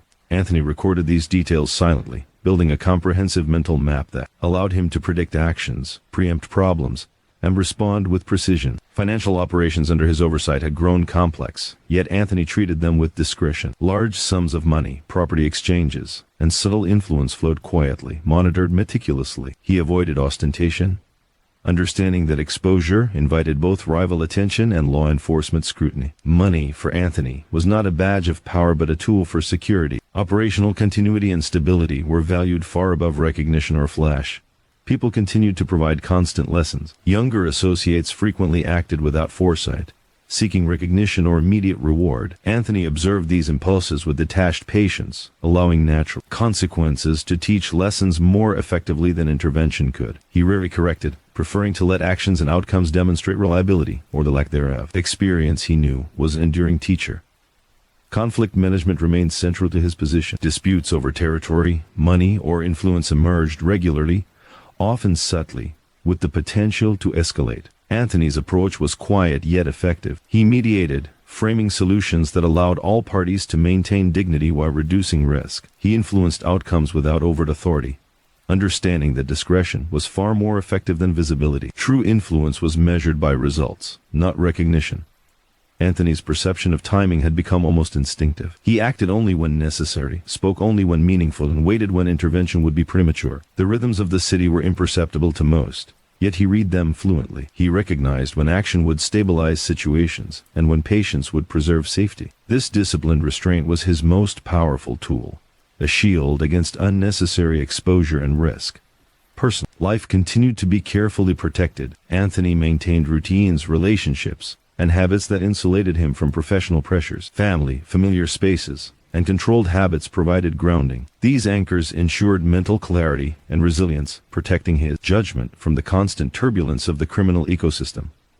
Observation had become second nature. Anthony noticed minute shifts, tone, gesture, hesitation that others overlooked. He integrated these details into decision-making, anticipating problems before they materialized. Human behavior was predictable when viewed with patience, and Anthony's quiet analysis allowed him to act with foresight rather than react impulsively. Law enforcement attention, while intermittent, was increasingly methodical. Anthony recognized surveillance patterns, unusual inquiries, and subtle investigative tactics. He adjusted routines, minimized exposure, and compartmentalized information. Awareness of potential risk was a practical necessity, not paranoia. Each precaution strengthened his position and preserved continuity.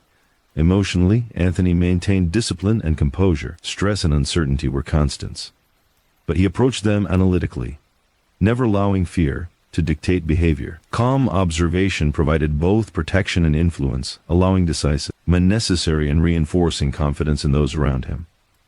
Anthony's influence had grown quietly yet effectively. He shaped outcomes, mitigated tension, and guided decisions without direct interference. Power, in his experience, was most durable when exercised discreetly. Results mattered more than visibility, and subtlety provided longevity. His presence was stabilizing, his absence often unnoticed, yet both had a profound impact. Preparation and foresight defined his strategy. Potential disruptions rival actions, law enforcement scrutiny, or internal errors were anticipated and rehearsed mentally. Contingency plans were flexible, allowing immediate adaptation without loss of control. Flexibility, rather than rigidity, was his safeguard against the unpredictability of the criminal ecosystem. Anthony's guiding philosophy was simple. Survival depended on discretion, patience, and adaptability. Visibility invited danger. Notoriety invited investigation. Overt dominance invited retaliation. By remaining unseen, deliberate, and observant, he maintained control while avoiding unnecessary exposure. His success was measured not in fame, but in stability, continuity, and endurance. The city continued to pulse with chaos, yet Anthony navigated it with calm precision. He anticipated threats, mitigated risks, and maintained operational continuity without drawing attention. Every choice reinforced his commitment to discretion, observation, and survival. He understood that in a world dominated by impulsiveness and visibility, the quiet and patient endured longest. By the end of this stage, Anthony Stabile had become the unseen architect of stability. His presence influenced outcomes, guided behavior, and prevented crisis without recognition. Survival, foresight, and discretion defined his existence. In a world of unpredictability, Anthony thrived not through spectacle, but through silent mastery and meticulous control. He moved through the city like a shadow, ever present, rarely noticed, and fully aware of every movement around him. By this point, Anthony Stabile had become a master of subtlety and foresight. His world had narrowed to the essential elements of observation, patience, and strategic action. For Anthony Stabile, survival was no longer a gamble, it was a practice, a discipline, honed over years of careful study of both people and environment. The city was a web of hidden movements and invisible cues, and Anthony navigated it with a quiet precision that few could match. Anthony's days were structured yet adaptive. He followed routines that maintained his focus, but he introduced variability to avoid predictability. A seemingly mundane morning walk, a casual coffee stop, or an unremarkable visit to a local shop were all layers in his strategy. Every interaction was observed, every gesture catalogued, a fleeting expression, a delayed glance, a hesitant word, all contributed to his understanding of the shifting dynamics around him. The city spoke in subtleties, and Anthony had learned to listen fluently. Financially, Anthony managed resources with precision and discretion. Funds, property, and influence moved quietly under his supervision, carefully tracked, and strategically allocated. He avoided ostentation, knowing that visible wealth could invite scrutiny from both rivals and law enforcement. Money was a tool for security and operational continuity, not a measure of status or power. Anthony's philosophy was simple. Visibility was vulnerability, and discretion was strength. People were both a resource and a challenge. Younger associates frequently demonstrated impulsive behavior, seeking quick gains or recognition. Anthony observed these tendencies without interference, letting natural consequences teach lessons. Experience, he believed, was the most reliable teacher, and patience in observation allowed him to maintain control while others faltered. He rarely intervened directly, preferring to guide outcomes quietly, subtly, and effectively. Conflict resolution remained central to his influence. Disputes over territory, respect, or resources arose frequently and often without obvious cause. Anthony mediated these tensions with subtlety, crafting solutions that allowed pride to remain intact and minimizing the risk of escalation. His guidance was invisible, yet outcomes often depended on his interventions. Influence, he had learned, was most durable, exercised without visibility. Respect earned quietly was far more enduring than fear or spectacle. Timing had become almost instinctual for Anthony. He acted only when necessary, spoke only when it mattered, and waited when intervention was premature. The rhythms of the city were subtle, almost imperceptible, yet he read them fluently. Knowing when to act and when to remain patient had become his most valuable skill. Deliberate restraint ensured that risk was minimized, allowing him to maintain control over situations that might overwhelm others. Anthony's personal life remained carefully compartmentalized. He maintained routines and relationships that provided grounding and stability, protecting his judgment from the volatility of his professional environment. Family, familiar locations, and controlled habits served as anchors, preserving mental clarity and resilience. These boundaries were intentional and strictly maintained, preventing intrusion from the pressures of his operational world. Observation had become instinctive. Anthony noticed subtle shifts in tone, posture, and expression that others overlooked. These cues informed decisions, guided strategy, and allowed him to anticipate challenges before they arose. Human behavior was predictable when approached with patience and attention, and Anthony's careful analysis allowed him to act with foresight rather than impulsive reaction. Law enforcement scrutiny had become more sophisticated, yet Anthony adapted seamlessly. He monitored patterns, recognized unusual behavior, and adjusted routines to minimize exposure. Personal and operational discretion were paramount, and Anthony maintained strict control over communication channels. Awareness of surveillance was practical, not paranoid. Every precaution reduced vulnerability and maintained stability. Emotionally, Anthony remained disciplined. Stress and uncertainty were constants, but he approached them analytically. Calm observation allowed him to make decisive moves, manage situations effectively, and inspire confidence in those around him. Visible emotion could be exploited, and Anthony avoided it completely, understanding that composure was both shield and weapon. Anthony's influence continued to expand quietly. He guided decisions, mitigated tensions, and shaped outcomes without appearing to act. His authority was invisible, his impact undeniable. Influence in his world depended not on commands, but on results achieved through discretion and reliability. He maintained control without exposure, effectiveness without recognition.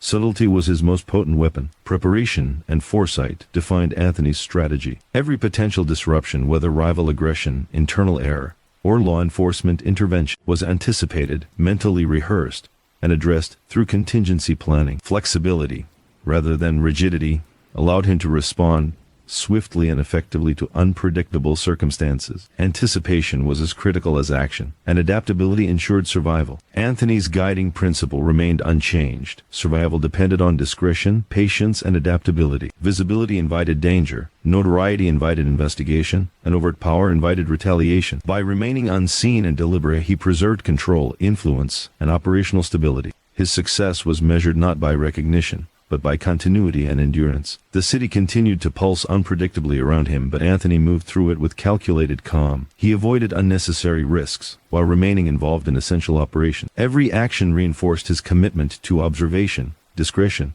and survival. He understood that patience and subtlety were far more powerful than aggression or spectacle. By the end of this stage, Anthony Stabile had solidified his role as an invisible stabilizer within the city's chaotic ecosystem. He existed as both observer and mediator, influencing outcomes without acknowledgement. Survival, foresight, and discretion defined his life. In a world dominated by impulsiveness, audacity, and visibility, Anthony thrived not through flash or bravado, but through silent mastery, patience, observation, and meticulous control. His presence was subtle, yet indispensable, a testament to the enduring power of quiet, deliberate action. By this point in Anthony Stabile's life, the contours of his world had become a landscape of patterns, rhythms, and invisible boundaries. Survival was no longer about confrontation or brute force, it was about control, perception, and the subtle orchestration of events. For Anthony Stabile, the city was less a physical space than a living system, a network of interwoven influences, hidden tensions, and constant movement. To navigate it effectively required patience, observation, and an almost preternatural ability to anticipate human behavior. Anthony's daily routines were deceptively ordinary. He walked familiar streets, visited small stores, and interacted with people who had no idea of the depth of his awareness. Yet every movement was purposeful. He varied paths and timing, observed patterns in human interaction, and noted the smallest inconsistencies. A pause in conversation, a shift in posture,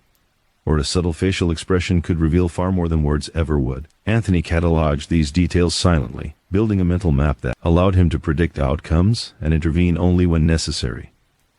Financial oversight remained meticulous. Money, property, and influence flowed through channels under Anthony's supervision, but always discreetly. He avoided ostentation and personal display, understanding that attention was a liability. Wealth, in his view, was a tool for security, not prestige. Every transaction, every exchange, was monitored, accounted for, and controlled. Anthony's prudence ensured operational continuity and minimized exposure to both rivals and law enforcement. Stability was his priority, recognition was irrelevant. The people around him continued to provide lessons, often unintentionally. Younger associates frequently acted impulsively, seeking immediate gain or recognition, unaware of the subtle dangers their behavior created. Anthony observed silently, letting natural consequences teach lessons more effectively than correction could. Experience, he believed, was the most permanent teacher. Patience and observation allowed him to maintain influence without exposing himself or others to unnecessary risk. Conflict management remained a central part of Anthony's role. Tensions over territory, money, or respect arose frequently and unpredictably. Anthony approached these situations with quiet pragmatism. He mediated disputes, crafting solutions that allowed all parties to preserve dignity while minimizing risk. His interventions were subtle yet effective. Influence, he understood, was strongest when exercised without visibility. Respect earned quietly lasted longer than fear imposed by overt authority. Timing had become instinctual. Anthony acted only when intervention was necessary, spoke only when his words carried weight, and waited when patience was required. The city's hidden rhythms dictated cues invisible to most, but Anthony read them fluently. Recognizing when to act and when to remain passive became his most reliable tool, allowing him to maintain stability while avoiding unnecessary exposure. Anthony maintained strict boundaries in his personal life. Family, routines, and controlled environments provided grounding and mental clarity. These anchors protected him from the volatility of the criminal ecosystem and preserved judgment. He ensured that personal and professional spheres remained compartmentalized, allowing him to operate with clarity in both worlds. Observation had evolved into instinct. Anthony noticed subtleties: a fleeting glance, a pause in speech, a shift in posture that others overlooked. These details informed decisions and guided strategy. By understanding predictable patterns of human behavior, he anticipated potential problems before they materialized. Foresight became more important than reaction, patience more valuable than impulsivity. Law enforcement scrutiny, while intermittent, was increasingly sophisticated. Anthony observed surveillance, noticed unusual questions, and adjusted his routines to minimize exposure. He limited unnecessary communications, compartmentalized information, and maintained strict discretion. Awareness of risk was pragmatic. Every precaution reinforced his operational security and preserved continuity. Emotionally, Anthony remained disciplined.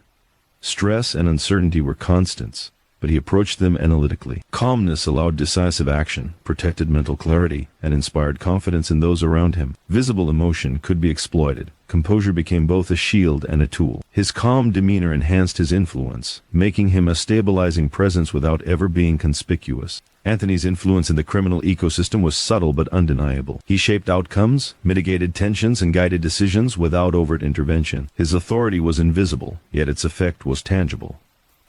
He understood that influence depended on results rather than visibility. Subtlety, discretion, and reliability allowed him to maintain control and guide outcomes without creating dependence or exposure. Preparation and foresight defined his strategic approach. Every potential disruption, whether rival aggression, internal errors, or law enforcement activity, was anticipated, rehearsed mentally, and addressed through contingency planning. Flexibility, rather than rigidity, allowed rapid adaptation to unforeseen circumstances. Anthony's ability to anticipate, combined with patience and discretion, ensured that he remained effective in a world where unpredictability was the only constant. Anthony's guiding principle was simple. Survival required discretion, patience, and adaptability. Visibility was danger, notoriety invited investigation, overt displays of power provoked retaliation. He operated quietly, influencing outcomes without exposure. Success was measured by operational continuity and personal survival, not fame or recognition. In his world, the quiet, patient, and and discipline endured longest. The city remained unpredictable, but Anthony navigated it with precision. He minimized risk while remaining involved in essential operations. Each action reinforced his commitment to observation, discretion, and survival. He understood that patience and subtlety were far more powerful than aggression or spectacle, and his methods consistently preserved both his safety and his influence. By the end of this phase, Anthony Stabile had solidified his role as a stabilizing yet invisible force within the city. He operated as both observer and mediator,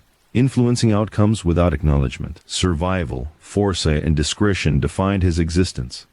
In a world dominated by impulsiveness and visibility, Anthony thrived not through spectacle or audacity, but through silent mastery, patient observation, and meticulous control. He moved through the city like a shadow ever present, rarely noticed, and fully aware of every motion and gesture around him. By now, Anthony Stabile had cultivated a life governed by subtlety, strategy, and quiet observation. The city around him continued to pulse with volatility, but he had learned to read its rhythms as though they were second nature. For Anthony Stabile, survival was a matter of calculation, perception, and patient orchestration. Each day demanded awareness. Each interaction offered potential insight, and every decision carried weight. Anthony's daily routines were deceptively simple. He moved through familiar streets, visited unremarkable establishments, and maintained social interactions that seemed ordinary to outsiders.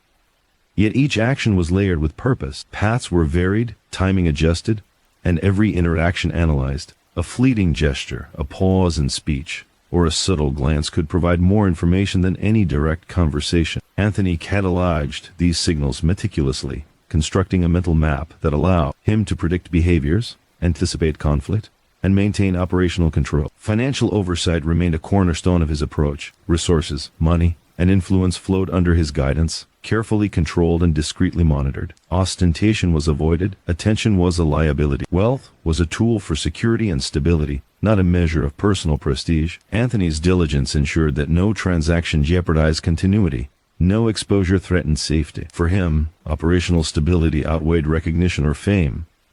The people surrounding him were both a resource and a challenge. Younger associates frequently acted impulsively, motivated by ambition or desire for immediate gain. Anthony observed these behaviors with a quiet patience, allowing natural consequences to serve as lessons.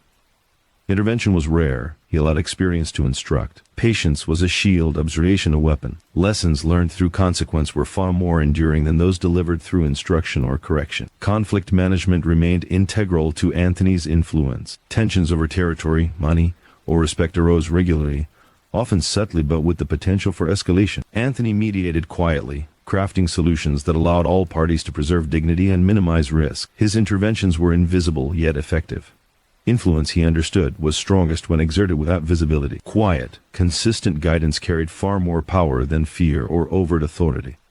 Timing had become instinctual. Anthony acted deliberately, spoke with precision, and waited when patience offered greater advantage. The city's invisible rhythms were imperceptible to most, yet he interpreted them fluently. He recognized when action would stabilize situations, when silence would protect, and when intervention might provoke unnecessary conflict. Deliberate restraint had become his most valuable tool, allowing him to operate safely and efficiently in unpredictable circumstances. Anthony's personal life remained carefully insulated. Family, familiar spaces, and controlled routines offered grounding and resilience. These anchors ensured that professional pressures did not compromise judgment or composure. Personal boundaries were strict, creating a buffer against the volatility of his environment. This compartmentalization allowed Anthony to maintain clarity in both spheres, ensuring that neither personal nor professional responsibilities were neglected. Observation was instinctual. Anthony noticed subtle cues, hesitation, tone, microexpressions that others missed. These details guided decisions and allowed him to anticipate challenges before they arose. Human behavior was predictable when approached with patience and attention. By analyzing and internalizing these patterns, Anthony acted with foresight rather than reaction, giving him a decisive advantage in a world of unpredictability. Law enforcement scrutiny, while intermittent, had grown more methodical. Anthony recognized patterns of investigation, detected surveillance, and adjusted his behavior to minimize exposure. Communications were limited, information compartmentalized, and interactions controlled. Awareness of potential threat was pragmatic, not paranoid. Precautions were constant, ensuring operational continuity and personal safety. Emotionally, Anthony maintained a disciplined calm. Stress and uncertainty were constants, but he approached them analytically. Composure allowed decisive action, reinforced confidence in associates, and protected mental clarity. Visible emotion could be exploited. Control of temperament became both a shield and a strategic advantage. Calm observation enabled him to act decisively when necessary while maintaining authority without force. Anthony's influence was subtle yet effective. He guided decisions, mitigated tension, and shaped outcomes without direct interference. His authority was invisible, but its effects were tangible. Influence in his world depended not on visibility but on results. By remaining discreet, Anthony maintained control, directed outcomes, and safeguarded operational stability without creating dependence or unnecessary exposure. Preparation and foresight defined his strategy. Every potential disruption, rival aggression, internal error, or law enforcement attention was anticipated, rehearsed mentally, and addressed with flexible contingencies. Adaptability, rather than rigidity, ensured rapid and effective responses to unforeseen circumstances. Anticipation was as essential as action, allowing Anthony to navigate chaos with precision. Anthony's philosophy was simple. Survival required discretion, patience, and adaptability. Visibility invited danger. Notoriety invited investigation. Overt displays of power provoked retaliation. By operating quietly, he maintained influence without exposure, stability without risk. Success was measured not by recognition, but by continuity, security, and survival. The city's pulse remained unpredictable, yet Anthony navigated it with precision and calm. He minimized risk while remaining engaged in essential operation. Each action reinforced his commitment to observation, discretion, and strategic foresight. Patience and subtlety were far more effective than force or spectacle. And Anthony's methods consistently preserved both his safety and influence. By the end of this period, Anthony Stabile had established himself as a stabilizing force in a turbulent world. He acted as observer, mediator, and strategist, guiding outcomes without acknowledgement. Survival, discretion, and foresight defined his life. In a landscape dominated by impulsive action and visibility, Anthony thrived. Through silent mastery, meticulous control, and patient observation, he moved through the city like an invisible architect of stability, ever aware, ever present, yet rarely noticed. Anthony Stabile had by now reached a level of understanding and control that few in his world could even begin to fathom. Survival in the underworld was rarely about brute force or ostentation. It was about foresight, observation, and the careful orchestration of people, places, and events. For Anthony Stabile, the city was a complex organism, a living, breathing entity whose behaviors could be anticipated, interpreted, and navigated with careful attention. Every gesture, every word, every subtle shift in energy carried information, and Anthony had long trained himself to perceive and act upon these signals without revealing his awareness. His routines were deceptively simple, yet each step, each engagement was part of a larger strategy. Anthony would move through familiar streets, visit local businesses, or engage in casual conversation, all while observing details others would overlook. The tilt of a head, a hesitation in speech, the choice of words in passing conversation, these small cues often contained the largest insights. Anthony cataloged every observation mentally, creating a dynamic map of relationships, alliances, and potential hazards that allowed him to predict behavior and mitigate risk before it could manifest. Financially, his operations remained precise and discreet. Resources flowed through channels he controlled carefully, every transaction accounted for, and every movement planned to avoid unnecessary attention. He avoided flashy displays of wealth or influence, understanding that attention was a liability in his world. Wealth was a tool, not a badge, and operational continuity was always prioritized above status or reputation. Anthony's philosophy centered on security and stability over recognition. People continued to be both the greatest asset and the greatest risk. Younger associates often acted recklessly, driven by ambition, ego, or impatience. Anthony observed silently, allowing consequences to teach lessons rather than intervening directly. Experience, he knew, was the most enduring teacher. Patience and observation was a shield, foresight a weapon. Through this approach, Anthony ensured that the mistakes of others did not compromise his own stability or that of the broader operations he oversaw. Conflict management remained central to his role. Tensions over territory, resources, or respect arose constantly, often subtly, yet with the potential for explosive consequences. Anthony's method was quiet but effective. He mediated disputes with careful precision, crafting solutions that preserved dignity, minimized risk, and maintained equilibrium. His influence was invisible, yet outcomes often depended on his guidance. Anthony understood that real power lay in discretion, and that subtlety and patience created longer-lasting influence than fear or coercion ever could. Timing, as always, was instinctual. Anthony acted only when necessary, spoke only when impactful, and waited when patience was the best strategy. The city's pulse was often imperceptible, yet he could sense shifts in energy, opportunity, or threat. Recognizing the right moment to act was his greatest skill, allowing him to maintain influence without exposure. Deliberate restraint became his most reliable asset, ensuring he operated safely while others acted impulsively. His personal life remained rigorously compartmentalized. Family, familiar routines, and controlled habits provided grounding and resilience. These anchors protected his judgment from the pressures of his professional life, allowing him to maintain clarity and composure. By separating personal and professional spheres, Anthony could operate with precision, ensuring that external chaos never undermined his decision-making. Observation was instinctual. Anthony noted subtle cues: a flitting glance, a shift in tone, a micro-expression that others might dismiss as trivial. Each detail informed his decisions and guided his strategy.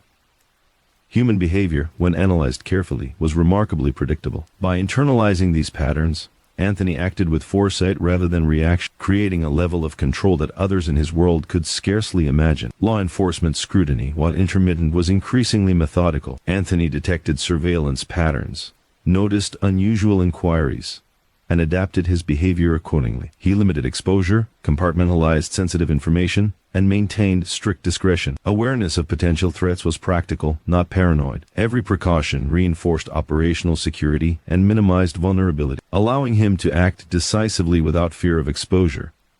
Emotionally, Anthony maintained composure. Stress and uncertainty were constants, but he approached them analytically. Calmness enabled decisive action, inspired confidence among associates, and preserved mental clarity. Visible emotion was dangerous. Composure was both armor and tool. Through disciplined emotional control, Anthony maintained his influence while safeguarding himself from manipulation or error. Anthony's influence in the underworld was pervasive yet invisible. He guided outcomes, mediated tension, and shaped decisions without ever appearing to act. His authority was unspoken but effective, and his power lay in reliability, foresight, and subtlety. Visibility was unnecessary. Results mattered far more than recognition. Through discretion, Anthony preserved control and influence without creating dependence or exposure. Preparation and foresight defined his strategy. Every potential disruption, rival aggression, internal mistakes, or law enforcement action was anticipated, mentally rehearsed, and countered with flexible contingency plans. Adaptability, rather than rigidity, allowed him to respond effectively to unpredictable circumstances. His foresight ensured that even when chaos emerged, he remained in control. Anthony's guiding principle remained consistent. Survival depended on discretion, patience, and adaptability. Visibility invited danger. Notoriety attracted scrutiny. Overt displays of power provoked retaliation. By operating quietly and deliberately, Anthony maintained influence, safeguarded continuity, and avoided unnecessary exposure. Success was measured not in recognition but in stability and endurance. The city remained unpredictable, yet Anthony moved through it with calm precision. He minimized risk while remaining engaged in essential operations. Each decision reinforced his commitment to observation, patience, and strategic foresight. He understood that subtlety, foresight, and calculated restraint were more powerful than aggression, visibility, or spectacle. By the close of this period, Anthony Stabile had solidified his role as an unseen architect of stability. He acted as observer, mediator, and strategist, influencing outcomes without acknowledgement. Survival, foresight, and discretion defined his existence. In a world dominated by impulsive action and visibility, Anthony thrived not through spectacle or bravado, but through silent mastery, meticulous control, and patient observation. He moved like a shadow through the city, ever aware, ever present, and fully attuned to the hidden forces that dictated the rhythms of his world. Anthony Stabile had reached a point in his life where foresight, observation, and discretion had become second nature. Survival in the criminal underworld was no longer about bold moves or showy displays of power. It was about understanding the subtleties of human behavior, reading the rhythms of the city, and operating with quiet precision. For Anthony Stabile, every decision, every interaction, and every movement was a calculated measure designed to maintain control, reduce risk, and ensure operational continuity. Anthony's days were deceptively ordinary, blending seamlessly into the fabric of the city around him. He walked familiar streets, visited everyday establishments, and engaged in casual interactions, all while observing details invisible to most. A slight hesitation in conversation, a fleeting glance, the tone of a word, each provided critical insight. Anthony cataloged these subtle cues meticulously, building a mental map of relationships, potential threats, and opportunities that allowed him to anticipate events before they unfolded. Financial management remained central to his approach. Resources, money, and influence flowed under his oversight with careful precision. He avoided ostentation, understanding that visibility invited scrutiny from both rivals and law enforcement. Wealth, in his view, was a tool for operational security and stability, not a status symbol. Every transaction was discreetly executed, every movement monitored, ensuring that continuity was never jeopardized. Anthony prioritized stability over recognition, understanding that longevity was the true measure of success in his world. People were both an asset and a challenge. Younger associates often acted impulsively, seeking immediate gain or recognition without understanding the consequences. Anthony observed silently, allowing natural outcomes to teach lessons. He rarely intervened directly. Experience was a more enduring teacher than instruction. Patience and observation served as both a shield and a strategy, preserving his influence while allowing others to demonstrate reliability or reveal flaws on their own. Conflict management remained one of Anthony's most vital skills. Disputes over territory, influence, or money were constant, often subtle, but potentially explosive. Anthony mediated quietly, crafting solutions that preserved dignity and minimized risk. His interventions were invisible, yet outcomes often depended on his guidance. He understood that true authority lay in discretion. Subtle influence created longer-lasting stability than overt control or intimidation ever could.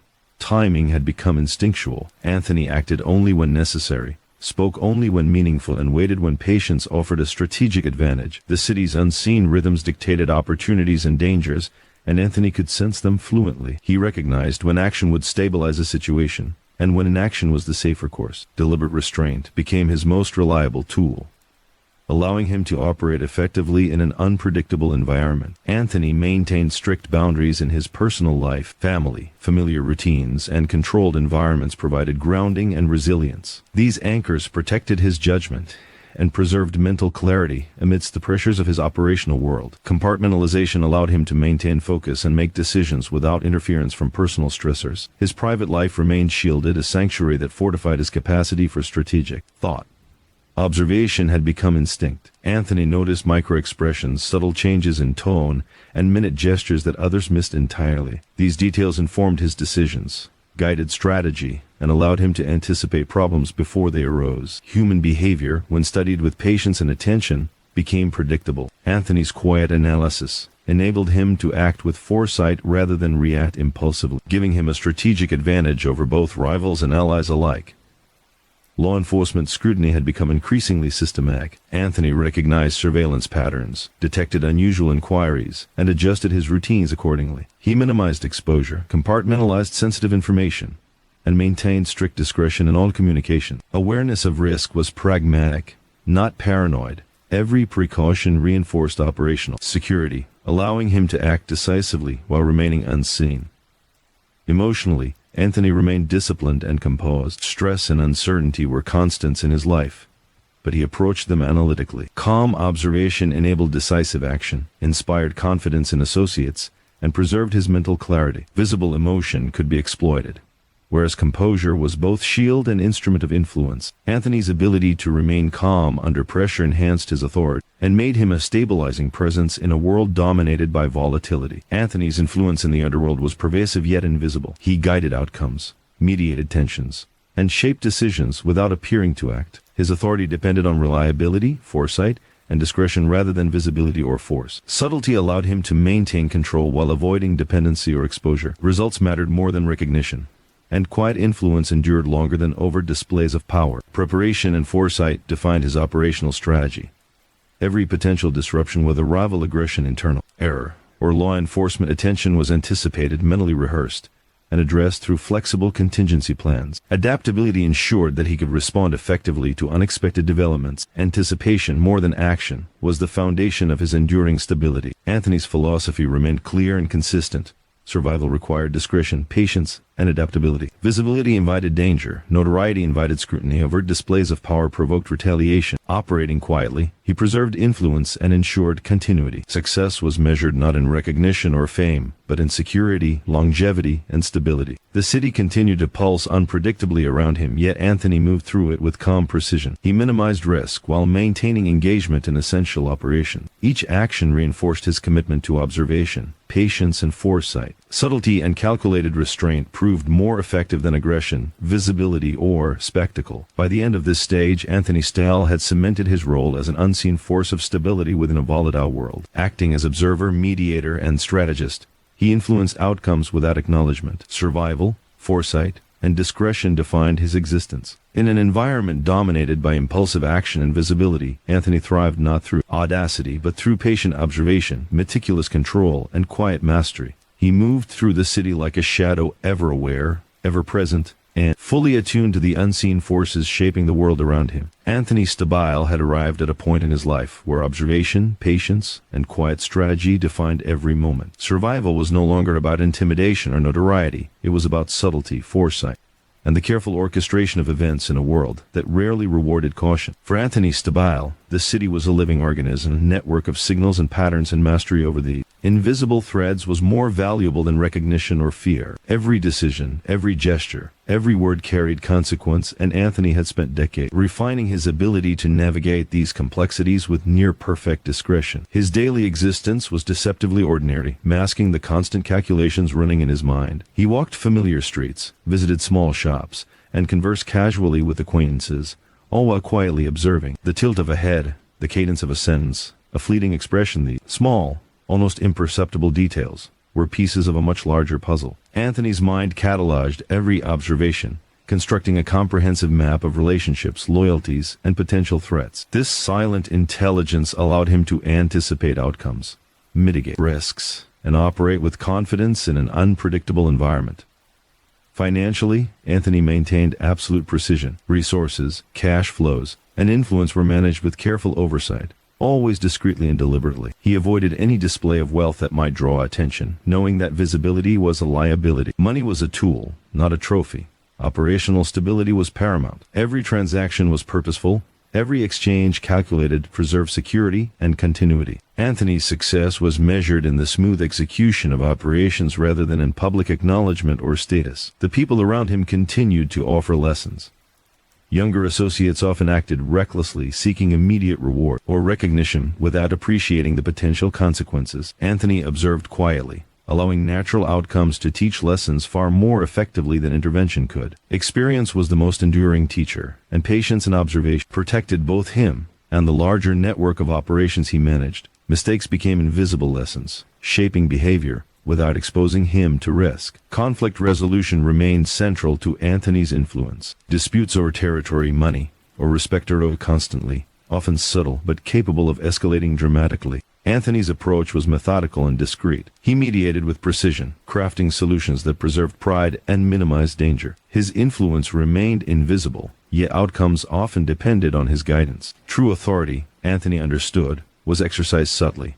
Influence earned quietly endured longer than intimidation or spectacle. Timing had become instinctual. Anthony acted only when necessary, spoke only when meaningful, and waited when patience provided advantage. The city's hidden rhythms dictated opportunities and threats, and Anthony's perception of these cues was nearly flawless. He recognized when intervention would stabilize a situation and when inaction would best preserve safety. This disciplined restraint allowed him to operate effectively while others reacted impulsively and suffered the consequences. Personal boundaries were rigorously maintained. Family, familiar routines, and controlled environments provided grounding and resilience. These anchors protected his judgment and preserved clarity in decision-making. Compartmentalization ensured that personal stress did not bleed into professional strategy, maintaining equilibrium in both spheres. Anthony's private life remained a sanctuary that fortified his ability to navigate the volatility of the world around him. Observation had evolved into instinct. Anthony perceived micro-expressions, slight tonal shifts,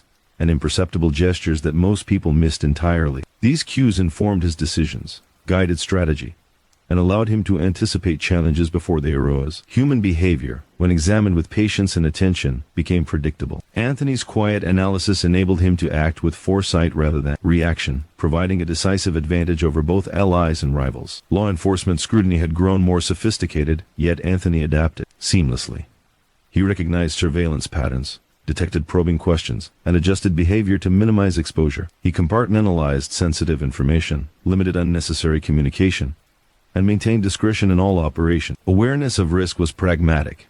Every precaution reinforced operational security and preserved continuity. Emotionally, Anthony remained disciplined and composed. Stress and uncertainty were constants, but he approached them analytically. Composure allowed him to act decisively, inspire confidence in associates, and maintain mental clarity. Visible emotion could be exploited. Discipline and temperament became both shield and tool. Calm observation allowed him to navigate crises effectively, reinforcing his authority and influence without resorting to force or spectacle. Anthony's influence within the criminal network was pervasive but invisible. He guided outcomes, mediated tensions, and shaped decisions without appearing to act. His authority depended on foresight, reliability, and subtlety rather than visibility or coercion. Influence derived from results, not recognition, and Anthony's quiet effectiveness ensured that his guidance remained central to operations, while remaining largely unacknowledged. Preparation and foresight had become defining features of his existence. Every potential disruption, rival aggression, internal error, or law enforcement intervention was anticipated, mentally rehearsed,